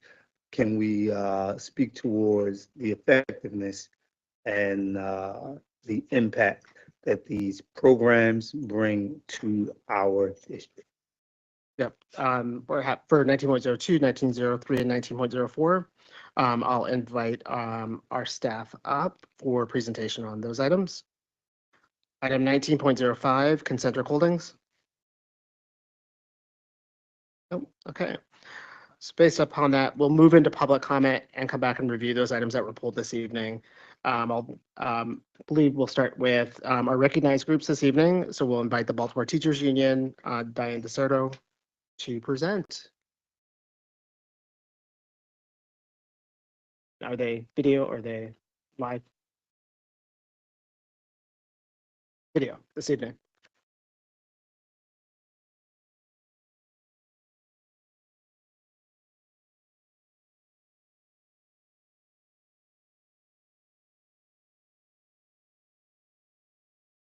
Tanisha, we don't have sound. You can restart. Yes, sorry, can you not hear? We didn't just now. You can restart it. Yes. Okay.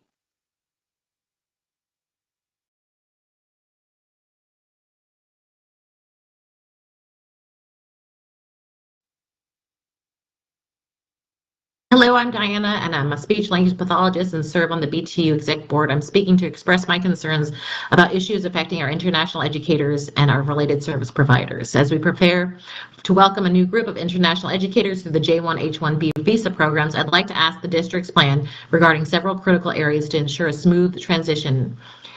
It's important to have a clear plan in place to support them before and after they arrive. As we have experienced, this messy process continues to present challenges every year with delays in Social Security, visa processing, and licensures, late arrivals, and last-minute changes in placement. That's why it's crucial to have proactive communication, contingency plans, and dedicated support specifically for our international educators. Schools should provide guidance on professional development, content area expectations, and classroom management, as well as participate in NESE.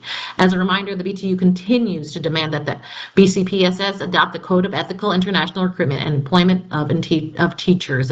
Adopting this code is essential to avoiding the predatory fees and bribes paid by BCPSS international educators to the brokers and traffickers who use their positions as BCPSS employees or partners to take advantage and profit from them.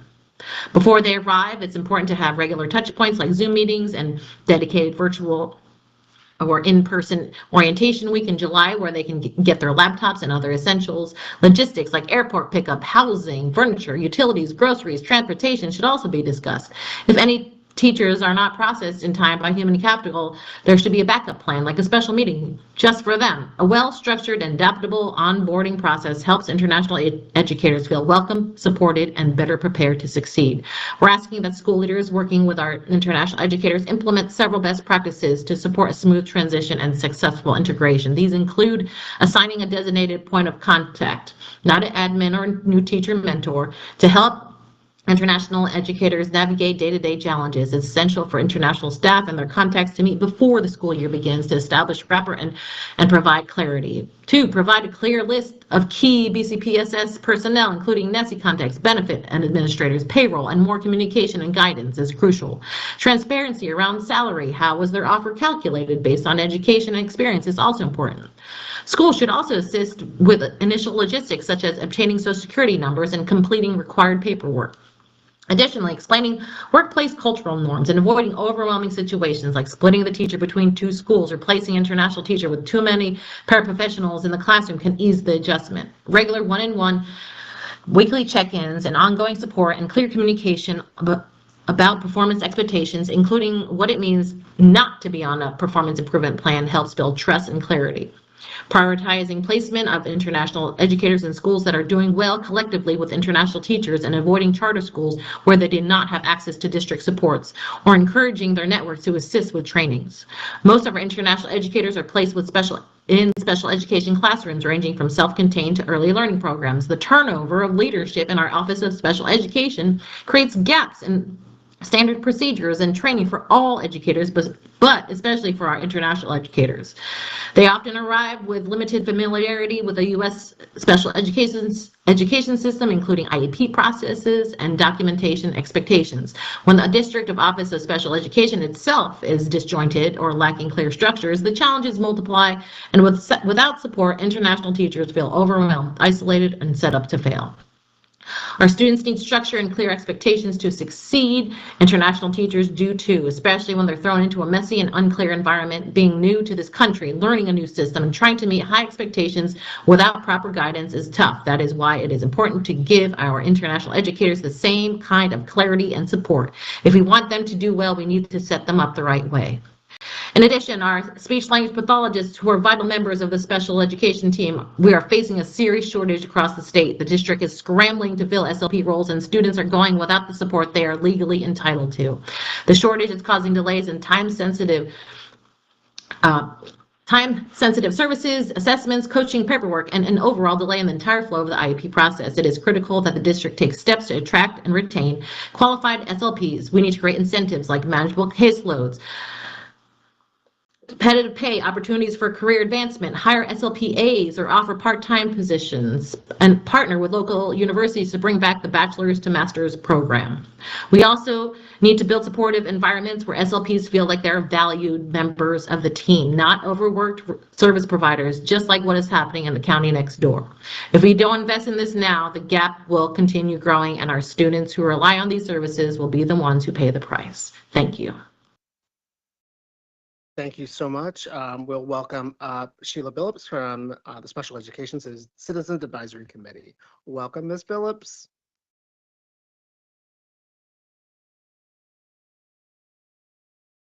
How you doing tonight? Good evening. Good evening. Commissioners, Dr. Santelises, all those that's in the room and those who are virtual. I come to talk about the staffing plan that was supposed to report on to the special ed. We haven't done it as of yet. We're looking forward to having a revision copy that we can help the special ed department provide feedback so that that plan will be successful this school year coming in. Also, I have given a copy of our public meetings. You have your own personal copy. I look to see a few of you stop in. We don't have our agenda yet. That will be discussed June 25th. And then I'll be able to push it out in September when we have our first our second Tuesday meeting that month. Also, I've come to this forum because more people here in this segment. Anybody that wants to come and present at the CCAT meetings is welcome to. Any concerns you have, you're welcome to bring to the CCAT meeting. But you cannot show up the night of my meeting and be put on the agenda. That's just not the way it functions. Our agenda is made 4 to 6 weeks in advance. If you like to come and support, contact the CCAT office or even the special ed office. We welcome anyone that wants to have dialogue with us in supporting our students as receiving special education. Wasn't it a nice presentation tonight? Special education matters. If the services are there and they get it early enough, they will be successful. So I sat there and I cried. I wanted to get up and get in a picture because I felt like my advocacy matters. And I want you all to know I appreciate you all. But tonight, I was overwhelmed with everything that happened here tonight. I am so overwhelmed. I'm so honored. Roger Shaw, everything that happened tonight, it made me sit back there and had tears in my eyes. This has been a very emotional, successful, loving, compassionate night. Thank you all. I appreciate you all.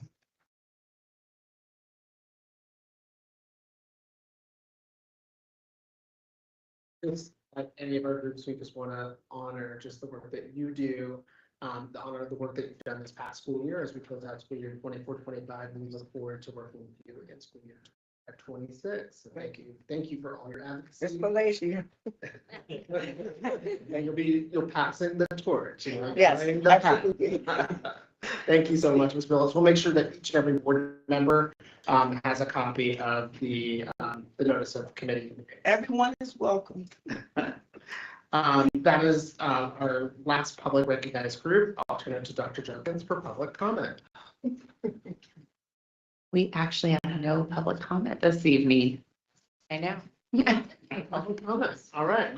So given that we have no public comment this evening, based upon comments, are there any additional items that board members would like to pull from the consent agenda? There's. Next to 5.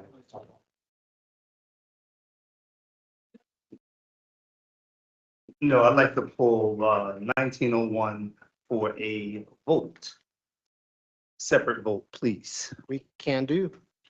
Thank you, Commissioner Mohammed. And I'd like to pull 1905. I know we're just pulling so many of these ones tonight. There's certainly a lot in the procurement agenda, but for 1905, some of my questions relate to just wanting to understand how the district is ensuring the accuracy and the sort of the delivery of services. Thank you. So for the team that manages 19.05, we'll bring you up towards the end for questions from Commissioner Coy.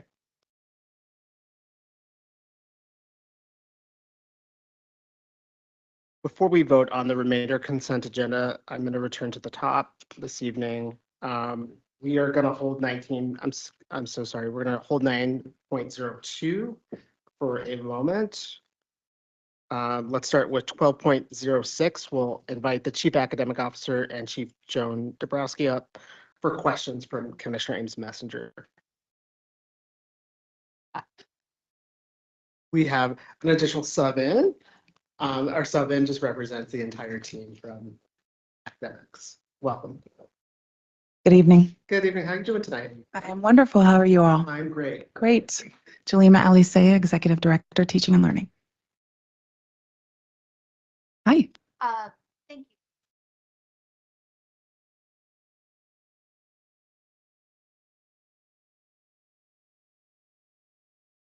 Something that is good. It gives us information and data to be able to have the needs. I think just looking specifically at to be able to speak to both of it. So in this particular procurement, you'll do a better job maybe explaining this than I hopefully.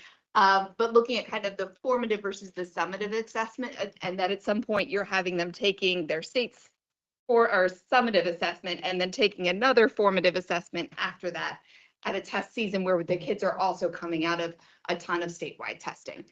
So just kind of looking at this specific partner, both for teachers that are then pulled out of instruction in order to be able to do that, and just kind of speak to kind of the strategy of this work for this large number of our students that are impacted and staff.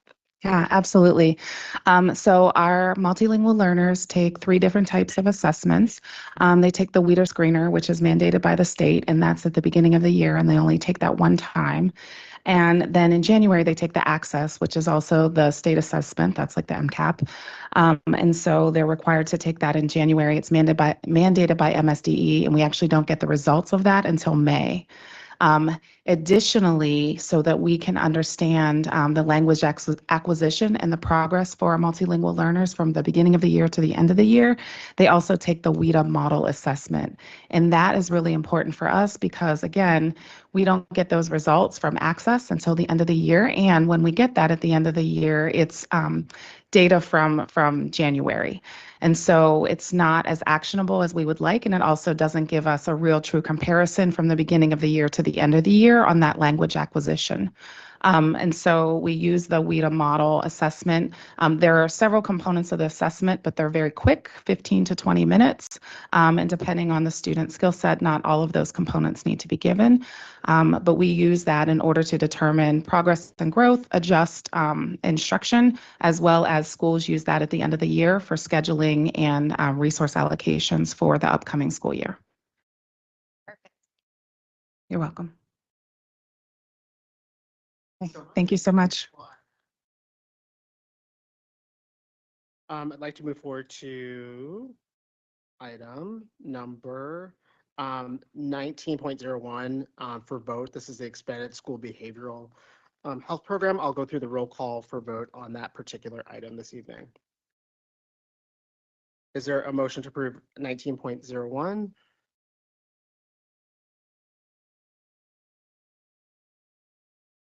So moved, Commissioner Coy. Thank you. Is there a second? Second, Kenyatta Bay. Thank you. All in favor? Commissioner Ames Messenger?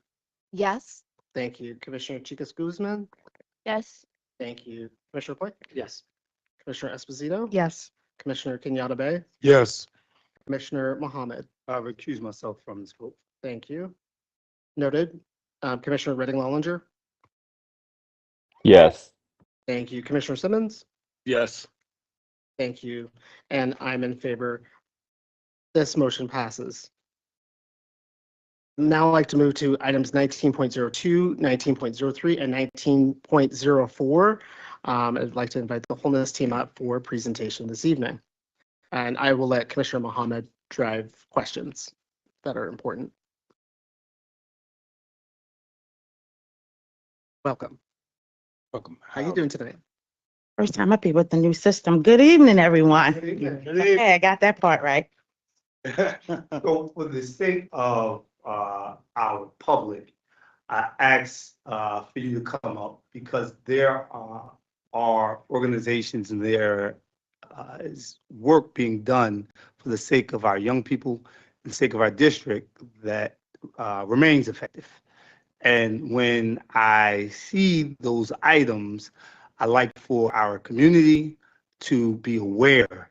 So if you could speak towards the work that's being done in these different items and give us insight into their effectiveness for our young people in our schools. Of course, thank you. Katia Stokes, the Director for Student Wholeness. So I will speak. The first one is continuous growth. And before I start there, I just want to note that none of this work is possible without us being able to be in partnership. And so some of what is spoken to in the spirit of this meeting that we've held so far, I think I like to call him the Godfather, Roger Shaw, as he spoke to the partnerships and the connections that are made with our community partners. What I really will be speaking to in the effectiveness here is how our community partners are really helping to make our wholeness work come to life. You can see who on my shirt. Our wholeness work is about belonging here. I'll stand up in case you can't see it fully, but it's about belonging, It's about well-being. It's about individuals being able to show up, as their best selves, and it's about school climate. And so the work that I will speak to here, each one of those organizations touch on one of those tenets in some way. So the first one is continuous growth. Continuous growth really is a mentoring school-based program. They really are helping to implement restorative practices. And so one of the things that's really exciting about the work that they're doing in the schools is that they're really giving students an opportunity to be able, instead of being the punitive route towards discipline, they have a system that's a reflection room, and students are able to go to the reflection room and work with their staff. One of the key things that has been a highlight in the schools that they've been working with, they're seeing an increase or a decrease in referrals that are going to the administrative route, and more are being diverted and really directed by this team, the continuous growth team in the school. So as a result, students are able to, in that reflection room, or with those opportunities, they're able to gain skills, pro-social skills, learn how to do conflict management, and able to resolve their challenges there. The next organization that we have is Holistic Life Foundation. Holistic Life Foundation has really been integral into ensuring that our young people are learning breath work, yoga, and mindfulness. Yes, one of the things I love to do. One of the things that I would really note here is that it really is an opportunity for our young people to cultivate self-awareness, self-regulation, and emotional intelligence through their work. One of the things that they speak highly of, or the schools speak highly of, is the students really look forward to being able to go to the room. I'll just share a little bit briefly of some of the success that I won't name the school, but I'll share briefly some of the success. And one of the things we really look for is that when we are exposing our young people to new skills, we don't want it to just be something that they're doing just within the four walls of the building. We really are hoping for these skill sets to be something that you are also doing outside of the school building. I think that's one of the most powerful things about the work that they're doing. So in one school, 42% of the students reported applying their mindfulness strategies beyond the school setting. So the things that they're learning inside of the mindfulness room, they're actually taking outside. One particular story is not particularly through Holistic Life, but sharing how students were able, when they learned breath work in the school, they went home and the parent called back to the school and said, I'm not sure what's going on with my child because they keep doing this to me. Namaste, mama. Right? But I think that I say that story because I think that is the powerfulness in the work, right? The work that they're doing through Holistic Life, the skill sets that they're learning, they're also now able to pay it forward and teach within their school, within their communities as well. And then the last organization I'll speak to is the Movement Team. The Movement Team has been particularly powerful in our work as it relates to wholeness. They do a lot of our mentoring work. They also are a partner with our school-based violence intervention program that is a partnership with the Mayor's Office of Neighborhood Safety and Engagement. And then as you heard today a little bit, we had Dr. Shaw. I'm going to go ahead and say Dr. Shaw. Acknowledge, but big part of the work that they do, while they also serve and support individual schools, they also do a huge part of the work in helping to support the DJS program that's through the Re-Engagement Center. So I'll just highlight since 23-24 with the DJS program, specifically through the Movement Team, they have had 73 students, or 27% of the students, in that 23-24 year had approved attendance. 115 were promoted or graduated, and 269 were enrolled in their program. For school year 24-25, 345 students were enrolled in the program. 103 had approved attendance, and 60% of the students who were in their program either were promoted or graduated.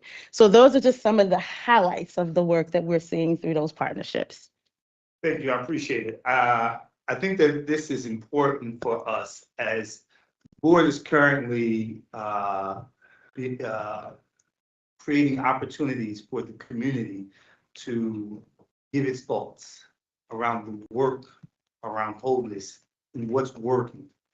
And some of the things that we are hearing are things that exist currently in our schools And there is opportunity for growth for us to expand on it, but there's a lot of the work being done. I think when we have the opportunity, we should be loud about the areas of effectiveness that we have. So thank you. Well, I appreciate the opportunity to do that. Yes.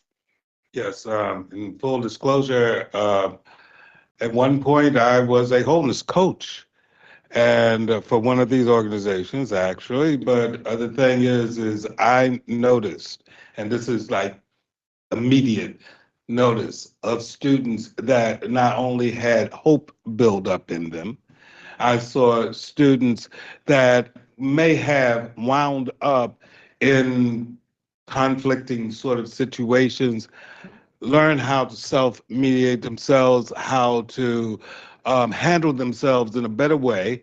So I think sometimes what does not happen is the big news. Yes. You know, I agree. and a lot of these students I've seen them personally turn around and look at themselves and before they start looking outwardly. So I think this is a very valuable methodology for not only looking in the schools, but looking outside the schools, in the communities, in the neighborhoods, wherever the environment takes these students. So I applaud the work that's being done here. Absolutely. Absolutely. I just wanted to commend you all for the work that you are doing in partnering with community-based organizations. Oh, you can't hear me? Y'all got me? No. Got you. But I just wanted to commend you all on the work that you're doing with community-based organizations who are living and breathing in the neighborhoods that our young people are in. You could partner with anybody, right? Some of the biggest agencies in the city, but you all choose to keep some really long-lasting relationships, like with Holistic Life. There has to be at least a 20-year relationship, right? Yes. And then with some of the other organizations too, who are really doing the work that young people can identify with. So I just wanted to, commend you all for that. Thank you. Thank you. Additional comments this evening on those items? Hearing none. Thank you, Ms. Stokes. We appreciate your presentation. Oh, Is there go more? ahead. I didn't see. Well, for 1905, Okay. because I guess you're, That's me too. Oh my gosh. Thank you for presentation on those first three items. We'll move to 19.05, which is consent report. and I guess maybe one comment first, before I then reiterate my question. What is in front of the board today is purely a contract extension. Is that correct? Where the funds that are noted here are previously pre-qualified, approved funds, but what is of note is an extension of the contract term. Is that correct? That is correct. That's accurate. So we're just extending for one more year, but we're not asking to increase the cap. There's enough available there for them to do the work that they need to do for next school year. Yeah, and that's a good lead in then to my question about some of the accountability and the reporting and metrics. What are ways that City Schools is ensuring accuracy, timeliness of the reporting for this vendor? Yep, great question. So one thing we're doing, we are working in partnership, not just with the schools, we're working in partnership with our City Schools data team and with the Chief of Schools office. So one thing that will be different moving forward for the next school year, any schools that will work directly with this vendor will be selected through our Chief of Schools office. During that time, we will have a process in which we will be meeting with the vendor as well as our attendance team, as well as our data teams on a monthly basis to just review the data and have conversations about the impact. During that time, because it will be coming through us centrally, that will allow for us to have the monitoring that is needed up front, just to make sure, one, we're looking at the data to see impact, but then also making sure that anything additionally we need to make sure is being done timely. We're also monitoring that as well.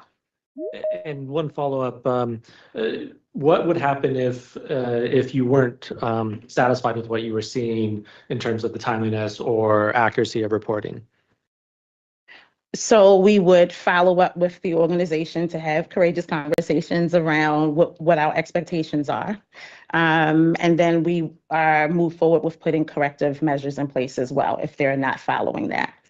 At that time, of course, the contract is for 1 year. So after that, if there are any additional concerns, then we will, at that time, if we have to come back to the board to request an extension or not request an extension, we will address that matter at that time.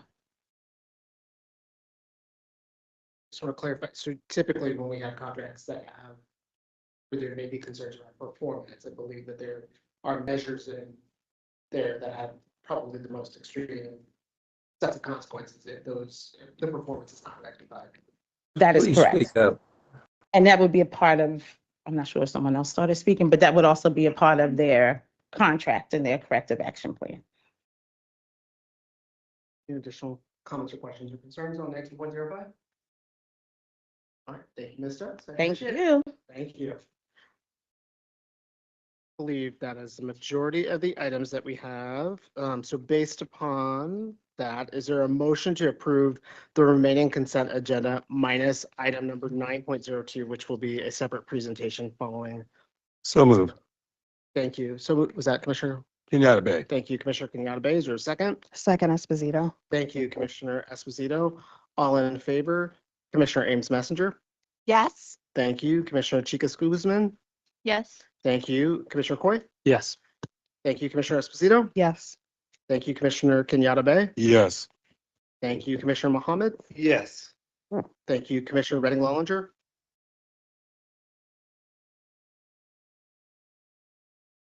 Going to skip him for now, but he may be back. Commissioner Simmons.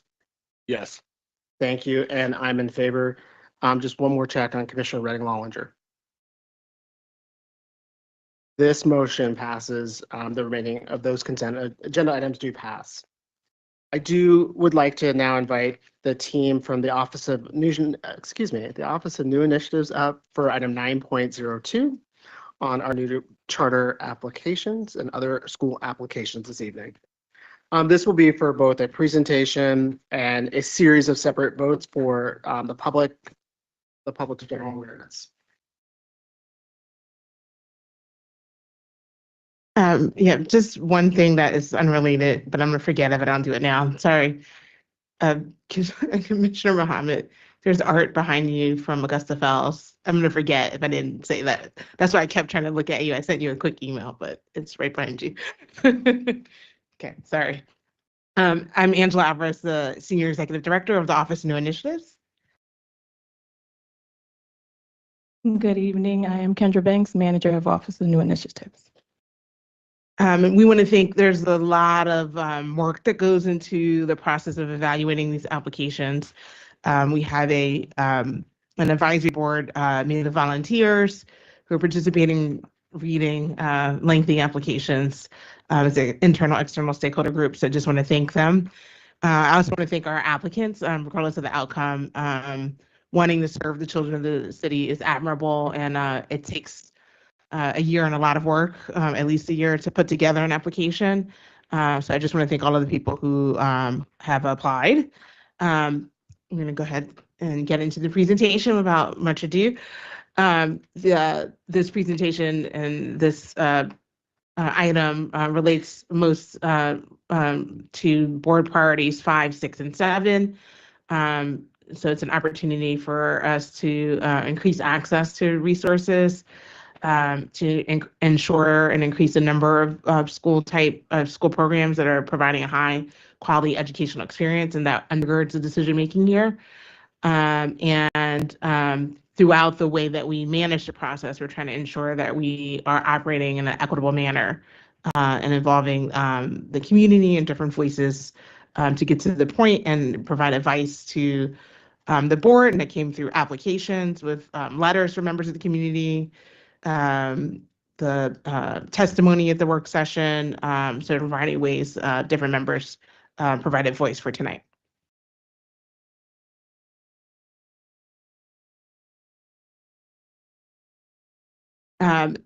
This aligns to our policy that governs our work with charter and other operator-led schools. And so we're seeking to provide high quality learning opportunities to our students through this work. For folks who are successful, we're expecting a higher level of individual school accountability in exchange for autonomy. A big key and big commitment that people make if they take on this work is to be one of the vehicles that helps us accelerate improvement in student achievement and school excellence. Okay, so I'm going to briefly go over some key dates that are involved in the process overview and timeline. So on the 6th of March, the applications were due. And on April 22nd, the new applications were presented to the board. And then May 15th is the day we had the work sessions where applicants were able to present to the board and answer any questions that may have come from their presentations and their applications. May 21st was the deadline where they were able to present any supplemental information that addressed the weaknesses or questions posed. And the 9th, we sent out the final recommendations to the applicants, and today is the board vote. The participants who are involved in the review process. One is the Charter and Operator-led Schools Advisory Board. It includes internal and external stakeholders, and they advise the CEO on any information they need about the applicants and any type of issues that have arisen. They basically address that and share the information. Then our CEO determines official recommendation to the board based on the information received from the advisory group, as well as testimonies from the work session and supplemental information that has been submitted. And of course, the Board of School Commissioners, you will have the ultimate deciding authority. And that decision is based on the recommendation of the CEO, the supplemental information, testimonies provided by the applicant, and any supplemental information.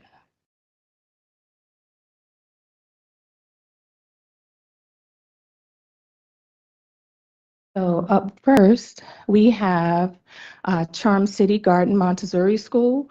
The applicant is Charm City Garden Montessori School, a wildflower school, which is the organization.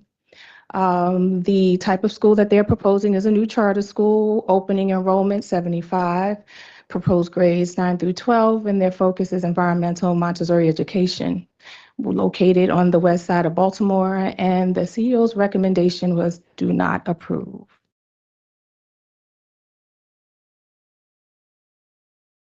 Excuse me. Some of the strengths included that they presented a clear mission and innovative model in their application. Their plan of support for diverse learners was a strength. They also have the support of the Wildflower Schools Network as the organization that provides technical and funding assistance, as well as advice to member Montessori schools. They also received a grant from Wildflower of $1 million through the CSP grant, pending authorization. And their founders have expertise in leading urban schools as well as teaching. Their weaknesses were reflected in the fact that the group demonstrated limited direct experience with the Montessori model for the secondary level of education. They weren't able to provide adequate evidence of the success with the model at the secondary level. Their initial budget heavily depends on the grant, and the model that is presented to is a reimbursable grant, and it requires them to identify funds so that they are able to basically function and operate on their first year. And so they spoke about acquiring loans and grants in order to do so, but it wasn't a concrete plan of how this would work to fund the expenses. And their budget projections included unrealistic assumptions, especially with a proposed small size of 75 students at launch and 224 by year 5. And their enrollment plan it would not generate sufficient revenue for the school to meet their required expenditures. And for members of the public, some of what you're going to hear tonight sounds formulaic. The board has the full authority to vote in any way that they want, but it's a technical thing to make sure that we read into the record all of the requirements. So it is for the reasons that we presented on behalf of Dr. Sonia Brooke and Santelises. The recommendation is to not approve the Charm City Garden Montessori School to open and operate Charm City Garden Montessori, a wildflower school. I concur with the recommendation as stated. My board colleagues who may have any questions. Here.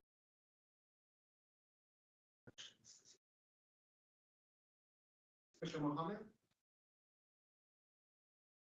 Can we speak the impact of the school not having a lack of combination of the lack of revenue that what would be the impact of the states and the school would be in that position?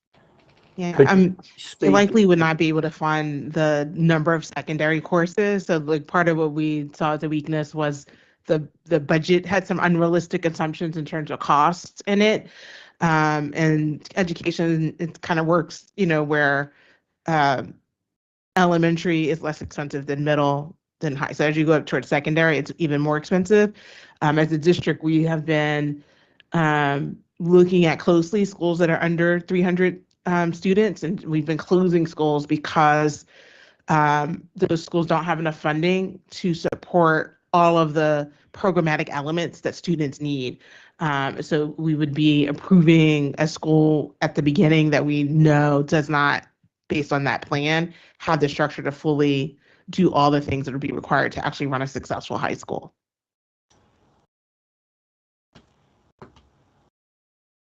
Same vein as my colleagues, could you speak a little bit to, I read that they were considering this structure of teachers who are also administrators?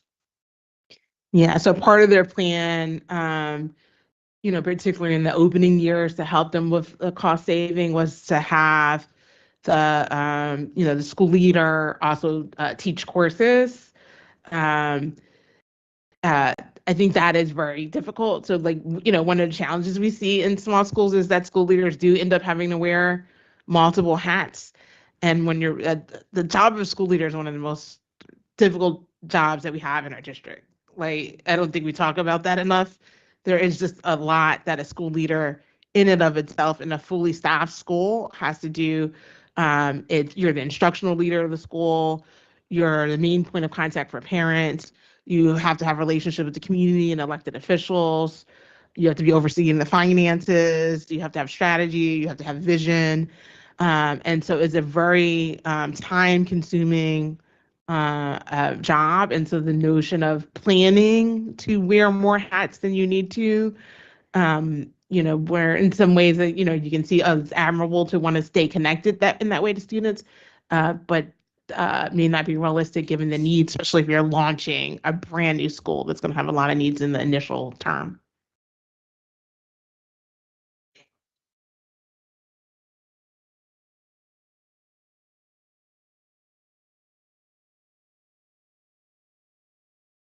There's a Chair, can I hop in with the question? Sorry, we can't always see. Raise your hand longer. No problem. I was particularly interested in, and we've spoken about this a little bit before, the sort of secondary model of Montessori, this 9-12 model.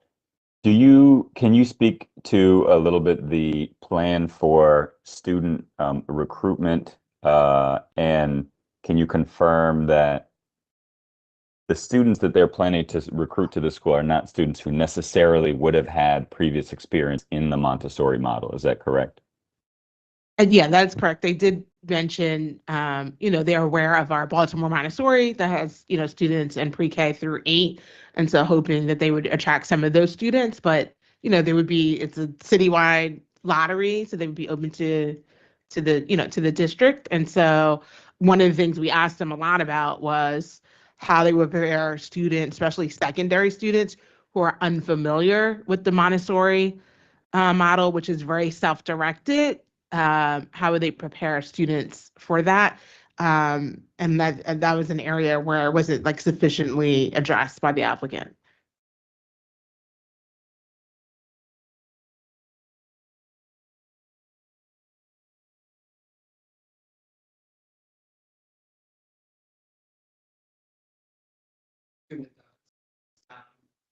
To this one, is there a motion from the board regarding terms of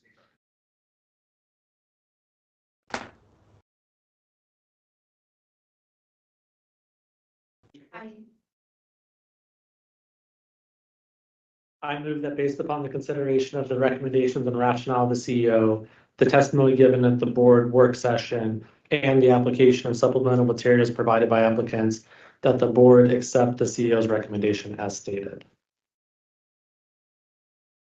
Is there a second? Second. Thank you, Commissioner Haynes Messenger. We'll now hold a roll call. I will start with Commissioner Haynes Messenger. Yes. Thank you, Commissioner Chica Guzman.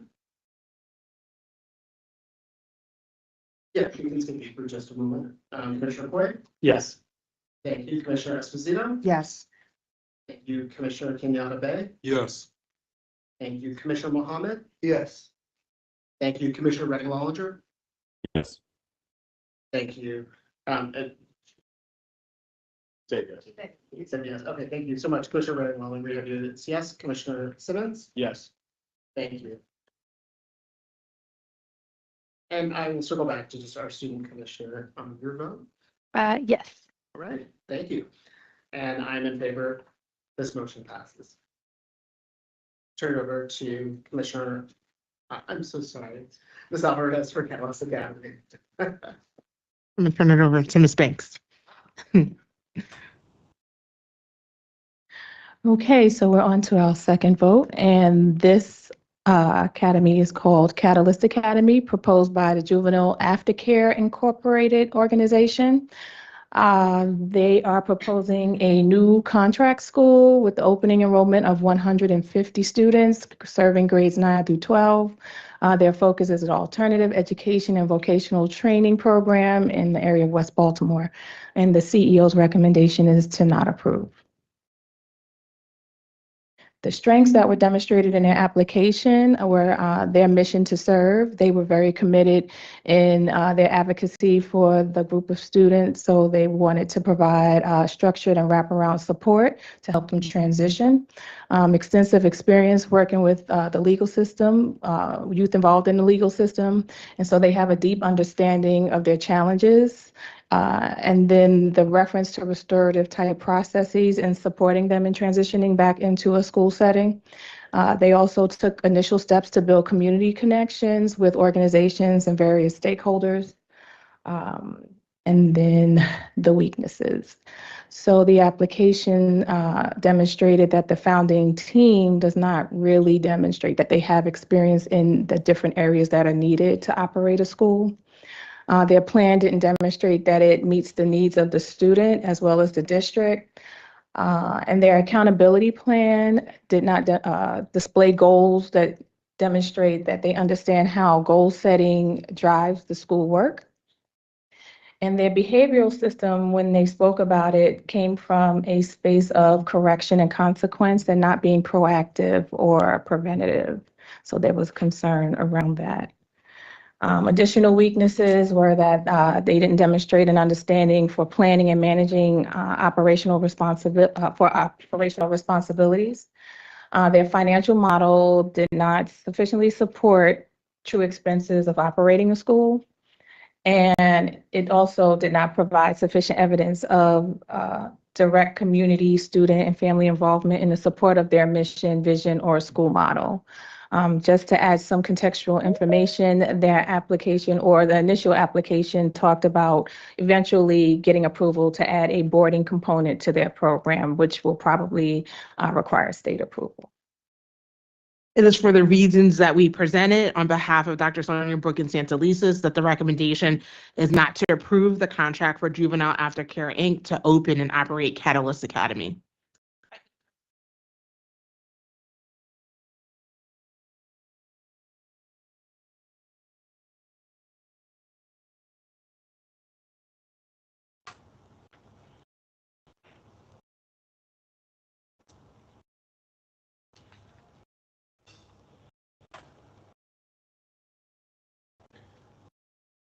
This is the recorder. Could you please talk into the microphone, please? I can't hear anything. Please speak into the microphone. Thank you. Thank you. It's just a good reminder, otherwise don't pick up as great as we thought to. I do want to acknowledge that we do have a segmented population of our learners who do need served in different ways. That I do concur with what we see here as far as weaknesses that were presented in this application, but just want to acknowledge that we do have a lot of different needs. A lot of our young people who are coming out of juvenile justice who do need additional support in the system. Any additional comments or questions from our board? We'll take a vote. Or entertain a motion. I will turn it to Commissioner Chicas Guzman for a motion. I move that based upon the consideration of the recommendations and rationale for CEO. Right? Okay, the testimony given at the board work session and the application and supplemental materials provided by the applicants, that the board accepts the CEO's recommendation as stated. Thank you. Is there a second? Second Esposito. Okay, one more time, Commissioner. Oh, second Esposito. Thank you so much, Commissioner Esposito. I'll now read a roll call. Commissioner Hayes Messenger. Yes. Thank you, Commissioner Chicas Guzman. Yes. Thank you, Commissioner Coy. Yes. Thank you, Commissioner Esposito. Yes. Thank you, Commissioner Kenyatta Bay. Yes. Thank you, Commissioner Mohammed. Yes. Thank you, Commissioner Reddick Mullinger. Yes. Thank you, Commissioner Simmons. Yes. Thank you. And I'm also in favor of the motion as presented. We'll now move to our third school, which is Dream Academy. And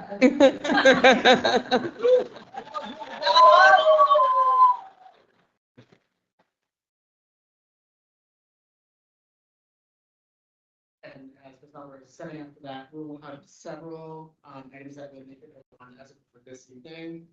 Each one will be moved separately. That's correct. Okay. Dream Academy. So the name of the organization is Arts for Learning Maryland. This is a proposal to convert Thomas Jefferson Elementary Middle School into a neighborhood charter. It's an elementary middle. And the recommendation is to improve the conversion of the school. So next slide. Strengths. So this is an experienced organization with decades of experience in arts integration and expertise in each of the areas needed to successfully operate a school. Their application included evidence-based practices and multiple methods to support learning, including gradual release, small group instruction, interventions. They also piloted, and I think other people applying should take note of that. They piloted their model with Thomas Jefferson and use what they learned from that pilot to inform their application. Their plan includes a scaffolded professional learning structure and with biweekly co-planning time, monthly professional development, leadership retreat, arts integration. And so those are important things. They were awarded a $1.4 million charter schools program grant pending authorization and some other things that we'll talk about later. One of our earlier weaknesses they cured in the supplemental was just around how they would really support teachers and teaching artists in making modifications to lessons. And so they provided a more detailed plan that included recurring coaching and a layered approach to build that instructional coherence and role definition. Another area that we had a concern of that they cured with supplemental materials was just around the mindset shift that would be needed to bring about this model. And so they submitted a comprehensive plan around how they would support the leader who would be responsible for that mindset shift. Sorry, I don't know why I'm fumbling with my words tonight. And that included a structured evaluation process for the school leader, regular coaching and support from Arts for Learning senior team, and continue to like build on a plan around that with specific goals. One area of weakness that remains is around middle school. Their organization has worked primarily with within City Schools elementary students. They did provide some information about a study in a school they worked with called Bates Middle School in Anne Arundel County. That's promising, but there still were like a lot of gaps in the application around what the programming would look like at the middle school level.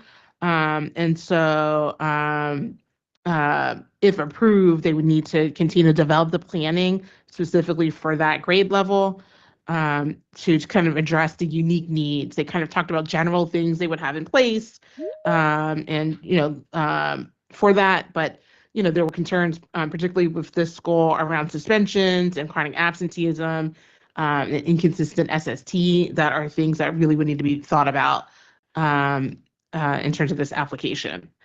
And thus, it is for the reasons that we have presented on behalf of Dr. Sonia Brooke and Santelises that the recommendation is to approve the charter conversion application for Arts for Learning to operate Thomas Jefferson Elementary Middle School effective July 1, 2026. And applaud until you know what. I concur with the recommendation. Before we entertain a motion this evening, I'll ask David McCoy to have any questions or thoughts. Commissioner McCoy? Yes, I do have a question relating to, you referenced this, the $1.4 million charter schools program grant, and that there are other, I guess, items that funding is dependent on.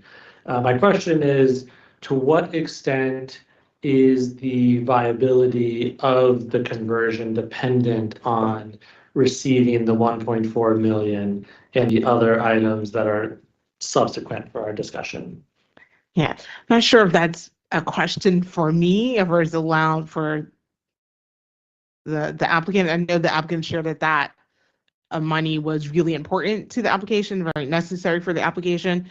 They are also in a unique position in that, unlike some of the other applicants that apply, they're an existing organization with existing staff seeking to convert an existing school. So a lot of times, new schools, what they need the startup funds for are things like acquiring a facility, renting a building, purchasing materials like books and furniture. And so those things are less of a need in this case because there's an existing school, but still they have a plan around and need around that funding. So.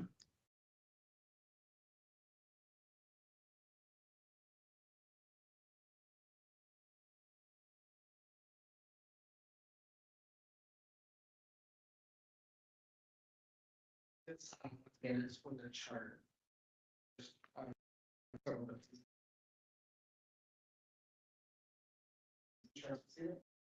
I move based on the consideration of the recommendations and rationale of the CEO, the testimony given by the board given at the board work session, and the application supplemental materials provided by applicants, that the board accepts the CEO's recommendation as stated. Thank you. Is there a second? Ames Messenger second. Thank you, Commissioner Ames Messenger. I'll now do the roll call and begin it. Commissioner Ames Messenger. Yes. Thank you, Commissioner Chikis. Yes. Thank you, Commissioner Boyd. Yes. Thank you, Commissioner Esposito. Yes. Thank you, Commissioner Pinata. Yes. Thank you. One more time, Commissioner Pinata, for the record. Yes. Thank you. Commissioner Mohammed. Yes. Thank you, Commissioner Red Wallinger. Yes. Thank you, Commissioner Simmons. Yes. And I'm in favor. This motion passes.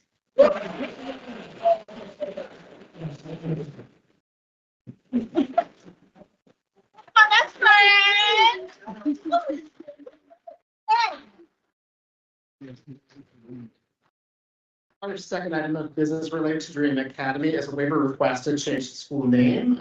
Now turn it over to Ms. Alvarez for a presentation. Yep. So the school, and this actually started, this has been a hope of the school community for a little bit of time.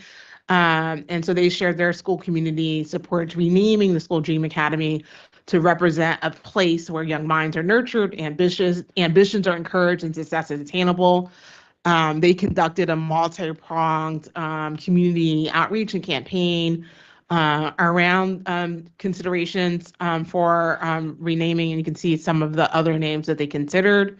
And they did additional engagement. Like I had some check-ins with the school leader to make sure there was robust engagement, and they did that. And so our recommendation is because of the multi-pronged process and the support, that for these reasons, we are presenting on behalf of Dr. Sonia Brookins-Santelises that the recommendation is to approve the request to rename Thomas Jefferson Elementary Middle School Dream Academy effective July 1, 2025, thus waiving the May deadline requirement in the naming policy. I concur with the recommendation as stated. Thank you so much. Before we vote this evening, and entertain a motion, are there any questions or comments from board commissioners? Hearing none, is there a motion for Dream Academy for? I move that based upon the consideration of the recommendations and rationale of the CEO, the testimony given at the board work session, the application and supplemental materials provided by applicants, the process and steps taken by the applicants meet the requirements outlined in board policy FFA, including meeting the standard that the names of school programs and facilities should honor the culture, experience, and humanity of the community, and that the voices and aspirations of students and school communities should be empowered in the renaming process, that the board accept the CEO's recommendation as stated. Thank you, Commissioner Coyle. Is there a second? Second, Esposito. Thank you. There's a second. Our mics are. Oh, no, second, Esposito. Thank you so much. I'll now read a roll call. Commissioner Ernst Messenger. Yes. Thank you, Commissioner Chika Speakman. Yeah, I mean, yes. Thank you. She'll have it down to a science. Commissioner Coyle. Yes. Commissioner Esposito. Yes. Thank you. Commissioner Kenyatta Bay. Yes. Thank you, Commissioner Mohammed. Yes. Thank you, Commissioner Reagan Wallinger. Yes. Thank you, Commissioner Simmons. Yes. And I'm in favor. This motion passes.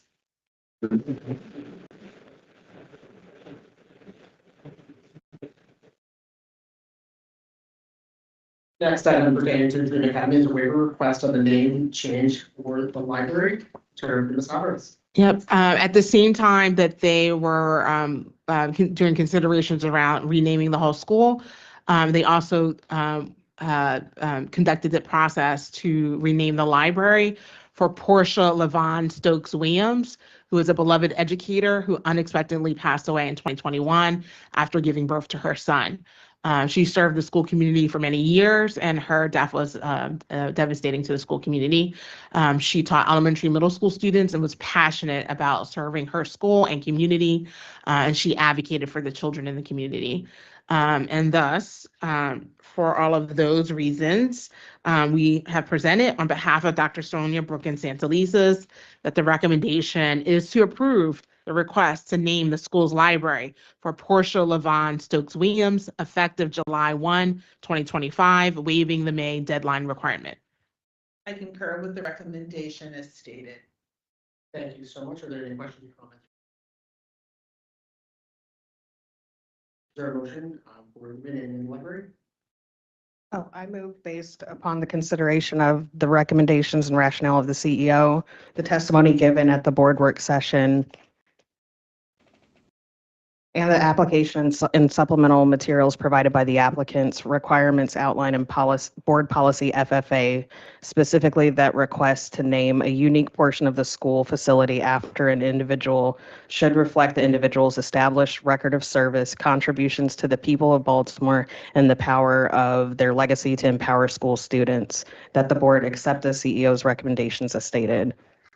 Thank you, Commissioner. Second, Kenyatta Bay. Thank you, Commissioner Day. I'll now read a roll call. Commissioner Amesmaster. Yes. Thank you, Commissioner Chicas Guzman. Yes. Thank you, Commissioner Point. Yes. Thank you, Commissioner Esposito. Yes. Thank you, Commissioner Kenyatta Bay. Yes. Thank you, Commissioner Molson. Yes. Thank you, Commissioner Reagan Wallinger. Yes. Thank you, Commissioner Simmons. Yes. Thank you, and I'm in favor. This motion passes.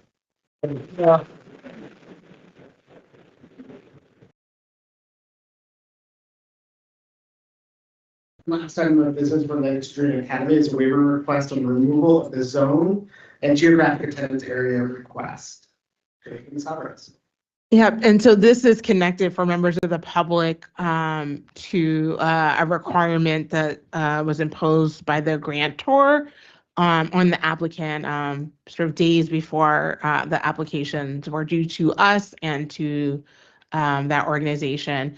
And so the request is to eliminate the neighborhood enrollment zone for Thomas Jefferson Elementary Middle and instead install a geographic attendance area preference for 35% of the seats.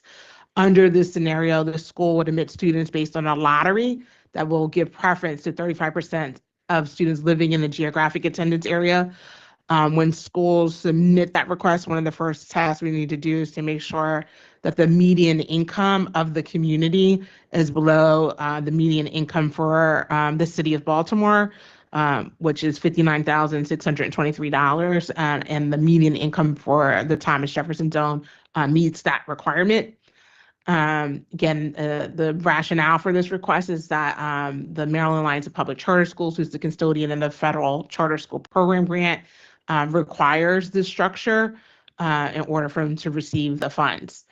Some of the things that the board needs to consider is that if you approve this, the school would effectively cease to be the neighborhood school and instead would become basically a citywide charter school. While families who are enrolled in the school will be able to remain, I want to make sure that is clear, families who live in the community who have not yet enrolled in the school will not have a guaranteed right to seats at the school. This scenario would require rezoning the families who live in Thomas Jefferson Zone elsewhere to ensure, just like other members of our community, that they have a neighborhood school with guaranteed seats. A geographic attendance area only offers a randomized opportunity for seats for a specific community. Is not the same guarantee for each individual family that lives in a neighborhood zone. If the board approves it, it's not reversible. So we can't say, oh, okay, and then 3 years later we can put back a zone. It completely severs that relationship. I know there were some considerations the applicant put forward that maybe they could grow, so they could kind of do both things, serve the zone and have the geographic attendance area. The likelihood of growing to 550 students just doesn't meet what we're seeing in terms of enrollment trends in West Baltimore generally and in the surrounding zones, including Thomas Jefferson, who you can see their enrollment for the past 5 years has been decreasing. I also just want to be really clear for members of the public, Arts for Learning was very sincere in their application to convert and operate consistent with other neighborhood schools. So this was a very shocking thing that happened right before they had to turn in applications and we started this process. So I just wanted that to be very clear on the record. But for us, the purpose of a conversion neighborhood charter school is to improve the quality of an existing underperforming neighborhood school for that community. That's what it means to convert a school. And it requires the support of that community. We have to show that there's full support to garner your approval as a board. And so it's for all of those reasons that we have presented on behalf of Dr. Sonia Brookins-Santelises. The recommendation is to not approve the request to eliminate the neighborhood enrollment zone for Thomas Jefferson Elementary Middle School and install a geographic attendance area. Instead, we believe the school should remain and maintain the current neighborhood zone with a lottery for out-of-zone families consistent with other conversion schools. I concur with the recommendation as stated. Before we enter the motion, I just want to questions or comments presented on the information here? Yes, I have. We'll start with. Thank you very much. Ms. Alvarez, can you tell us a little bit about approximately what percentage of current current students at the school live in this zone? Yes. I want to say it's 44%. So could you give us a little bit of an indication or a prediction, assuming that 44% of current students are in zone and the priority for the zone would go to 35%. What is the likelihood that there are students in that zone who ultimately would not be able to get into that school? That becomes a very much a possibility. So like for our charter schools that have geographic attendance areas, right? They are serving students that are coming from a broader amount of the community. And I think the thing here, it would be different if we were like a growing district. I think there might be like more capacity. The challenge is that we're shrinking, and so there's a smaller number of students within the district, and so the ability to serve students at a higher than that cap, and that's an absolute cap based on state law, just to be clear where that 35% comes from, to be able to serve more students than that cap and guarantee a seat at any time for students that move into the zone. I think that's the other thing people need to understand. For neighborhood schools, at any point where a family moves in or decides they want to go to their neighborhood school, they have an absolute right to that seat. That is not the case for schools that don't have zones or for families that are going out of zone. And so there's kind of three kind of layers of consideration that we have to think about when we're talking about this. One is the capacity of the building. The building absolutely has capacity to grow. There is space within the building. The building has modular or portable that gives increased capacity. The other piece of that is how schools serve communities and are ready is also how you set your budget. And budget for conversions and traditional schools are set based on projections. So trending down, your budget will be set in a way that gives you less staff. And so that there's staffing implications too. So you have to be able to serve all the students. And then the third thing is the likelihood of being able to have enough capacity to be able to serve more students from the number of people position. And so those are kind of the three things that you have to weigh.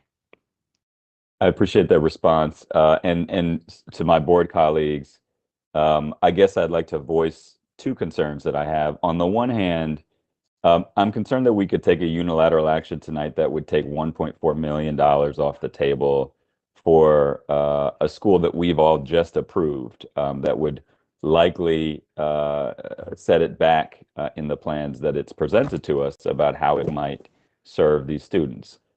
On the other hand, I am concerned for students who live in that neighborhood who would want to attend the school and would not have the opportunity to, although I will admit that I still don't quite fully understand the projections, and I would like to understand those in greater detail.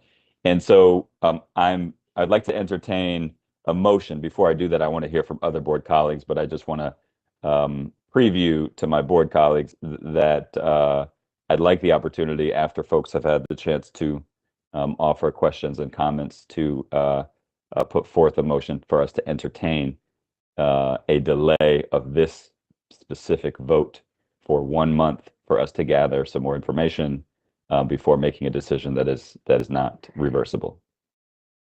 Thank you so much, Commissioner Ray. Jerry, I just want to make sure we grab perspectives here. Just we'll start with Commissioner Simmons. I have the same concern that my colleague just mentioned. I have the same concern that my colleague just mentioned, particularly for the families that live below Athol. how will those families be connected? I feel like this blocks them out and forces them to Wildwood Parkway and not to be able to take part in what you guys are planning for Thomas Jefferson, right? It yeah, it's not playing into the equity game for me. Well, considering that I live in the district, I live in the 8th, I actually live in Emerson Village. I know what's happening in the neighborhood as well. And so are we even considering what's happening with Uplands, right? Like, are we looking for more families to come? And if this happens, then those families are forced to Wildwood, right? Along with all the other families below Athol. And we know, folks that live in the area, we know the difference between the top of Athol and below Athol. So let's be real with that conversation as well. Thanks. Thank you, Commissioner Simmons. Commissioner Coy? Yeah, a few questions and comments on this one. In terms of the, like, just making sure my understanding is accurate here, and I guess that it's a generally understood process. With the 35% geographic preference, a student that lives in zone or in the current zone that would live in that geographic area, they would only be eligible to be considered in one or the other. In other words, that if they randomly were not selected as part of that 35%. So currently, you said the number is about 44%. There's, that percentage that may not be selected. And I know for the current students, all are transitioned in, but in the future, projecting forward. If they're not selected in that process, they cannot then enter into the citywide lottery. Is that accurate? That's correct. So how the lottery process works is there's a series of sort of individual steps that lead into the lottery. And so all charters have like preferences for certain categories of people: children of founders, children of staff, siblings, right? And so those slots go to those are the first people to get available seats. Then if you have a geographic attendance area, you then run a lottery for folks who applied that are coming from those neighborhoods. And so then they get seats capped at that 35%. And then the remaining seats go to, then you run the citywide lottery, and it goes to the folks in the citywide lottery. And that's for each grade. So if you approve it, the first lottery will have to be structured in this way. Yeah, and then in terms of this waiver request, can you share with me when the waiver request was initiated, in terms of, like, they've been in this process for a long time of applying for the charter, and I guess when did this become a part of the request? Yeah, I think we learned, and they were about it probably the same. I think they told us right away. I want to say it was like a week before applications were due to both us and to the grantor. The grantor flagged it in that time period, and we met about it, and we're like, we don't know what to do. And so that's when we all learned about this requirement. And I guess I highlight that just to underscore that this request comes specifically because of the restrictions or the current understanding of the restrictions on the funding. That's correct. And as it relates to the funding, I guess, is there that interpretation, is there ability to work to resolve this in a different way? That this is certainly what is being requested currently. Are there any possibilities of resolving it a different way? And I hear what my colleague, Commissioner Redden-Lollinger, suggested, and I guess I would be open to and interested in seeing additional time if I felt that there was the possibility for a resolution based off of the precedents that this would set, based off of the implications this has more generally. I'm not inclined now or in the future to approve the waiver as presented. If, however, there is a different way to resolve this, and if the other parties involved are willing to work with city schools to explore that, And that we felt like because this needs to be resolved in a timely manner. Like everybody needs to know the answer to this question. There are certainly, my earlier question about the viability and sustainability without this funding. Certainly there are decisions, everybody has to make decisions, and time is of the essence. And so my question is, would you have confidence that a month would reveal, I guess, the degree to which there's a possibility and it comes back to us for a vote. But I'll just stay here for my colleagues, right? That a month from now, based off of what you have presented, my understanding and the precedents this would set, I'm looking for the other parties to be more clear about what is actually required, to see where there is the ability to find a different solution, and give time for that to happen. But certainly I know time is of the essence. Yeah, and this is a big deal. Just remember to the public, this is we've had conversion schools in our district from the beginning of having charter schools, so 20 years. And actually, before we had charter schools, this is kind of the namesake of my office. Most people don't know this is the origins of the name of my office, but we had schools called New School Initiative Schools. City Springs is an example. And that started in the 90s. We're talking about 30 years of working with outside entities to strengthen neighborhood public school serving a community. So this is a big kind of request and vote. I don't know. Like there's no guarantee. We did try to sway that organization before we got to this point, and said, hey, this is very different than how the state used to be the custodian of those funds. And the state had granted those funds to neighborhood conversions in the same way they did to citywide charters. So it was a shocking thing for us and for Arts for Learning to learn about this requirement. And so we did try to convince them.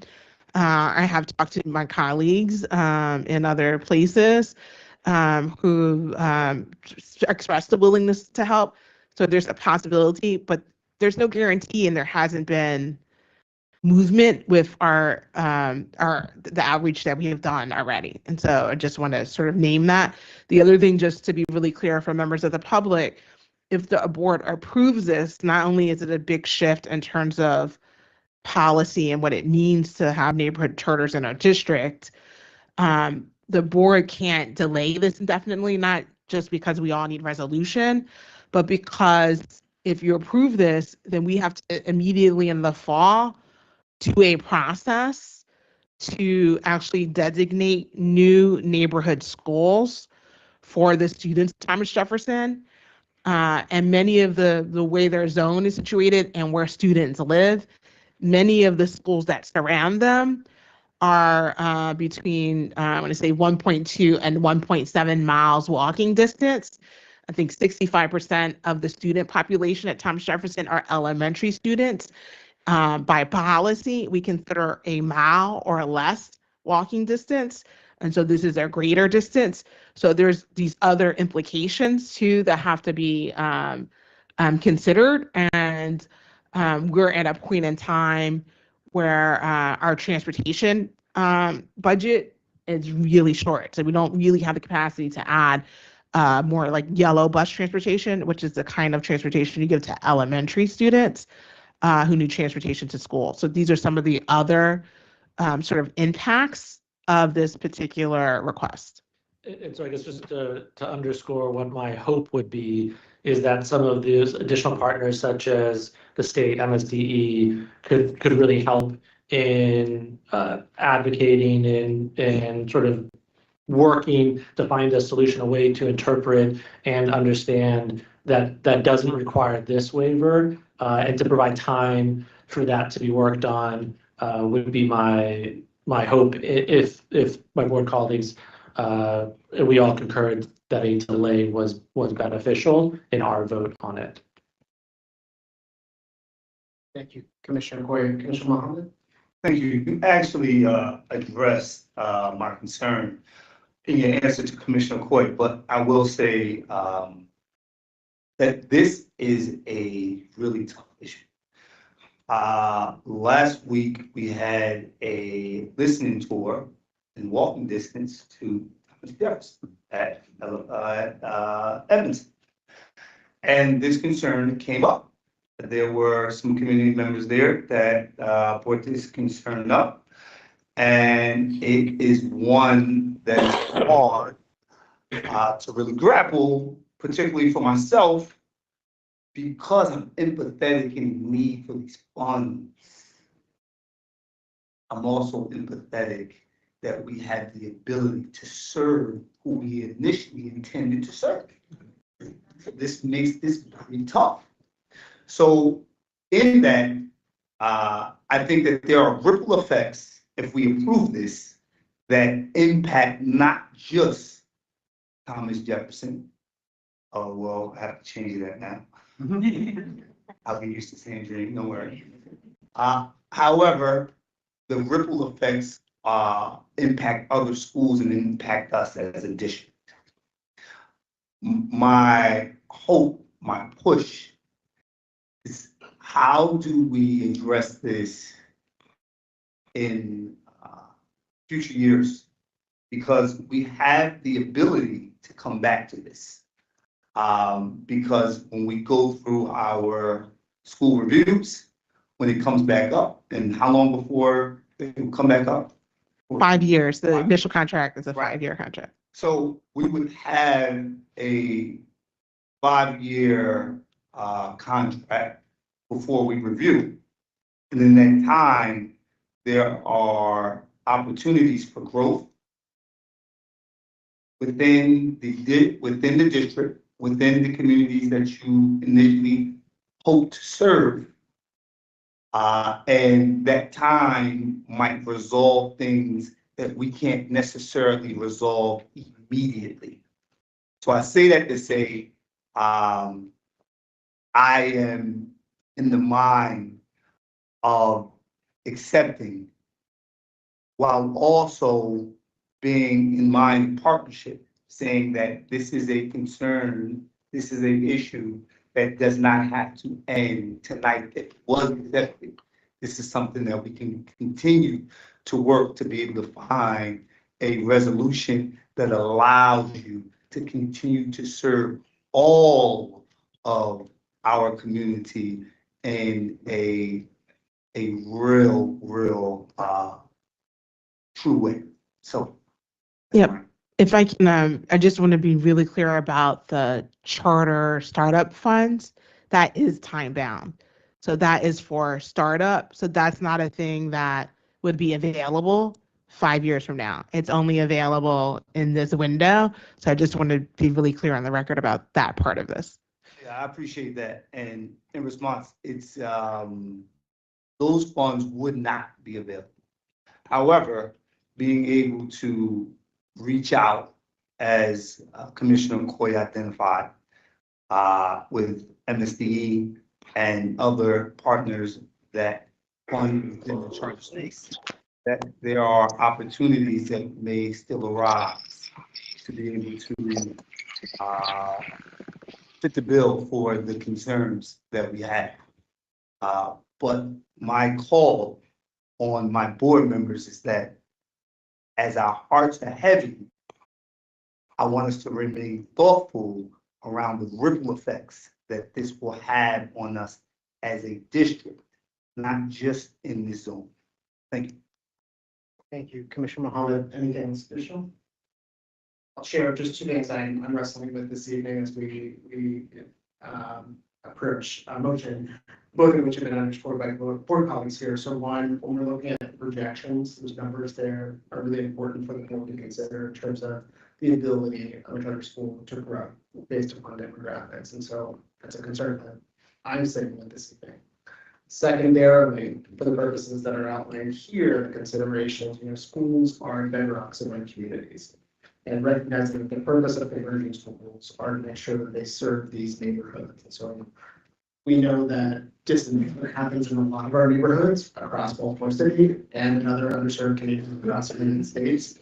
And we want to make sure that in our roles on the board and working with communities and families and partnerships that we recognize the importance of how our schools can anchor communities. And so this is something that I'm thinking a ton about tonight. As it's written now here, as it's presented to the board, I'm looking for some other way to really grapple with this. This is something I'm struggling with tremendously here. So it's difficult for me as it's written now to say that this is the best path forward for this particular consideration. So just something I'm grappling with. Given that I'm the last to go, is there anything additional from my board colleagues? Commissioner Esposito?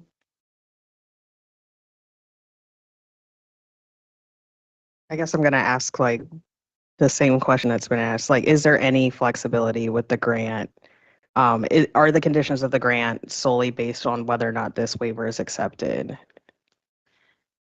Based on the current interpretation of the custodian of the grant. I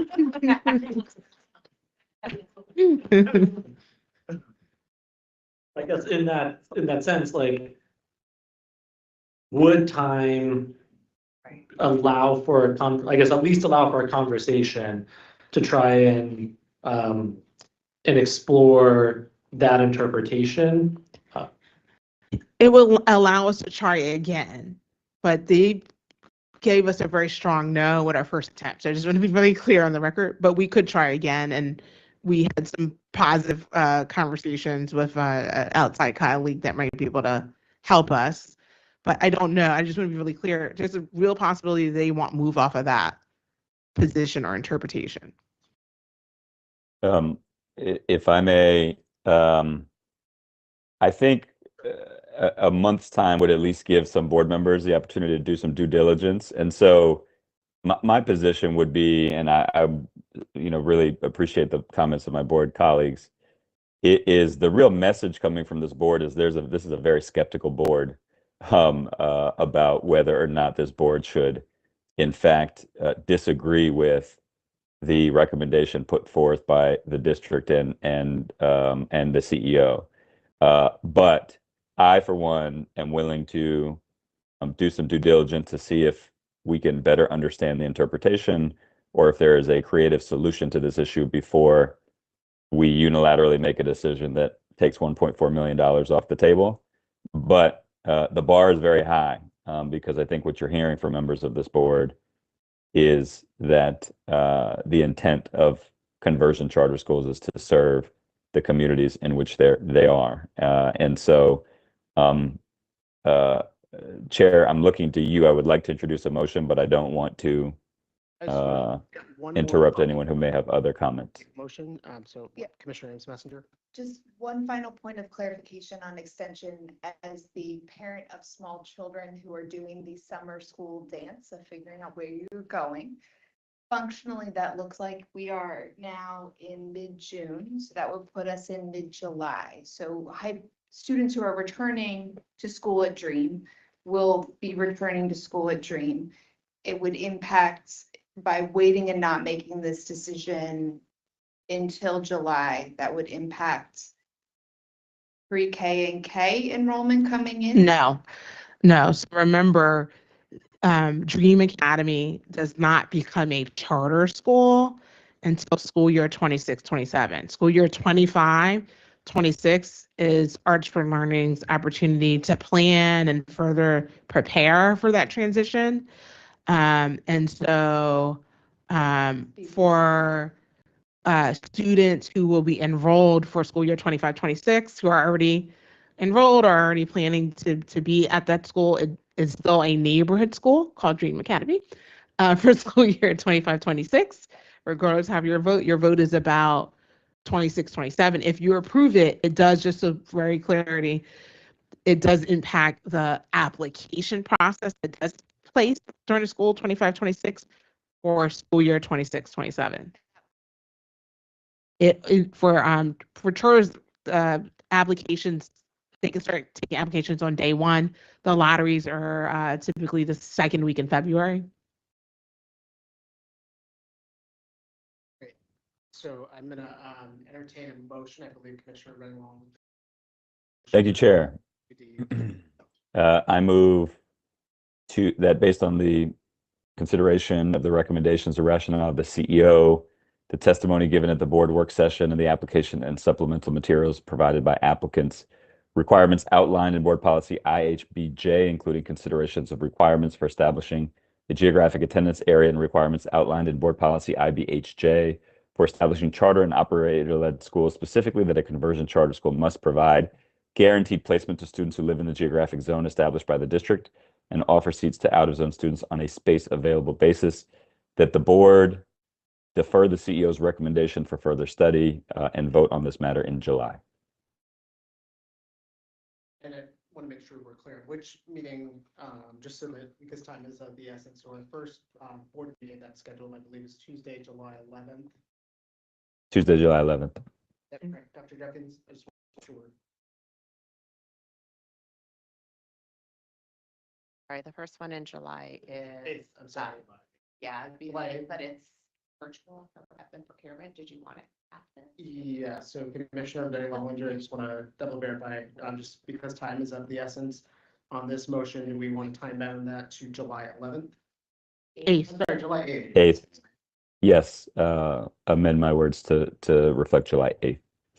Got it. Thank you so much. Is there a second? Second, Esposito. Thank you, Commissioner Esposito. I'll now read a roll call. Commissioner Ames Messenger. Yes. Thank you, Commissioner Chicas Guzman. Yes. Thank you, Commissioner Coy. Yes. Thank you, Commissioner Esposito. Yes. Thank you, Commissioner Kenyatta Bay. No. Thank you, Commissioner Mohammed. Yes. Thank you, Commissioner Redding Lollinger. Yes. Thank you, Commissioner Simmons. Yes.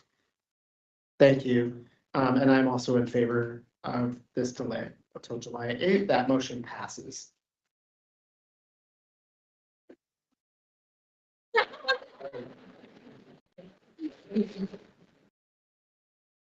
That is our last item related to Green Academy. We do have a couple of minutes. We just need to finish up this evening. Just want to make sure, as we have allowed public to transition.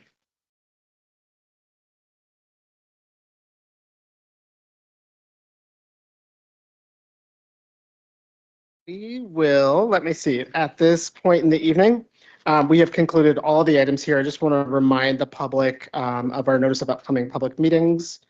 We have this month remaining, we have the Operations Committee meeting, which will meet on Tuesday, June 17th. Policy on the same day in the afternoon. Safety and Wholeness, I believe, will be the 18th. Commissioner Mohammed, is that correct? We'll have a special board meeting on Tuesday, June 24th. And as mentioned earlier, we'll have a meeting on Tuesday, June 8th. July 8th. What is going on with me? I'm just ready for summer. You're ready for some? Before we conclude this evening, I just want to take an opportunity to thank my board colleagues for their work this past school year and school year 24-25. I'd like to thank our entire staff here in Baltimore City Public Schools, from our district staff to our teachers and our school leaders for their relentless pursuit of excellence in all of our schools to make sure that our young people have an opportunity for an excellent education. I would like to thank everybody for the distinct honor and pleasure of serving as the board chair for the remainder of school year 24-25. It's been a sincere honor and pleasure to collaborate with my entire board. The board will be holding elections for board chair and vice chair, as we stated when we had a shift at the middle of the school year. So we'll provide an update on that. The board will hold its annual business meeting on Friday of this week, where a number of topics will be discussed. Given that, is there anything additional that the board would like to lift up before we conclude this evening? Commissioner Mohammed? Yeah, I just want to take the opportunity. I missed the earlier part of the meeting as I was at City Neighbors graduation. So I don't know if it was stated, but if it was, I'll restate. I want to thank the board office for its work, for all of the board office staff and admin support that we receive. We would not be able to be effective at what we do as a board without you. Thank you. They are really the heartbeat of this operation, so we appreciate that. Anything additional this evening? Is there a motion to adjourn? So moved, Esposito. Thank you, Commissioner Esposito. Is there a second? Second, Kenyatta Bay. Thank you, Commissioner Kenyatta Bay. All in favor, signal by saying aye. Aye. Thank you. We are adjourned for the evening. Yay.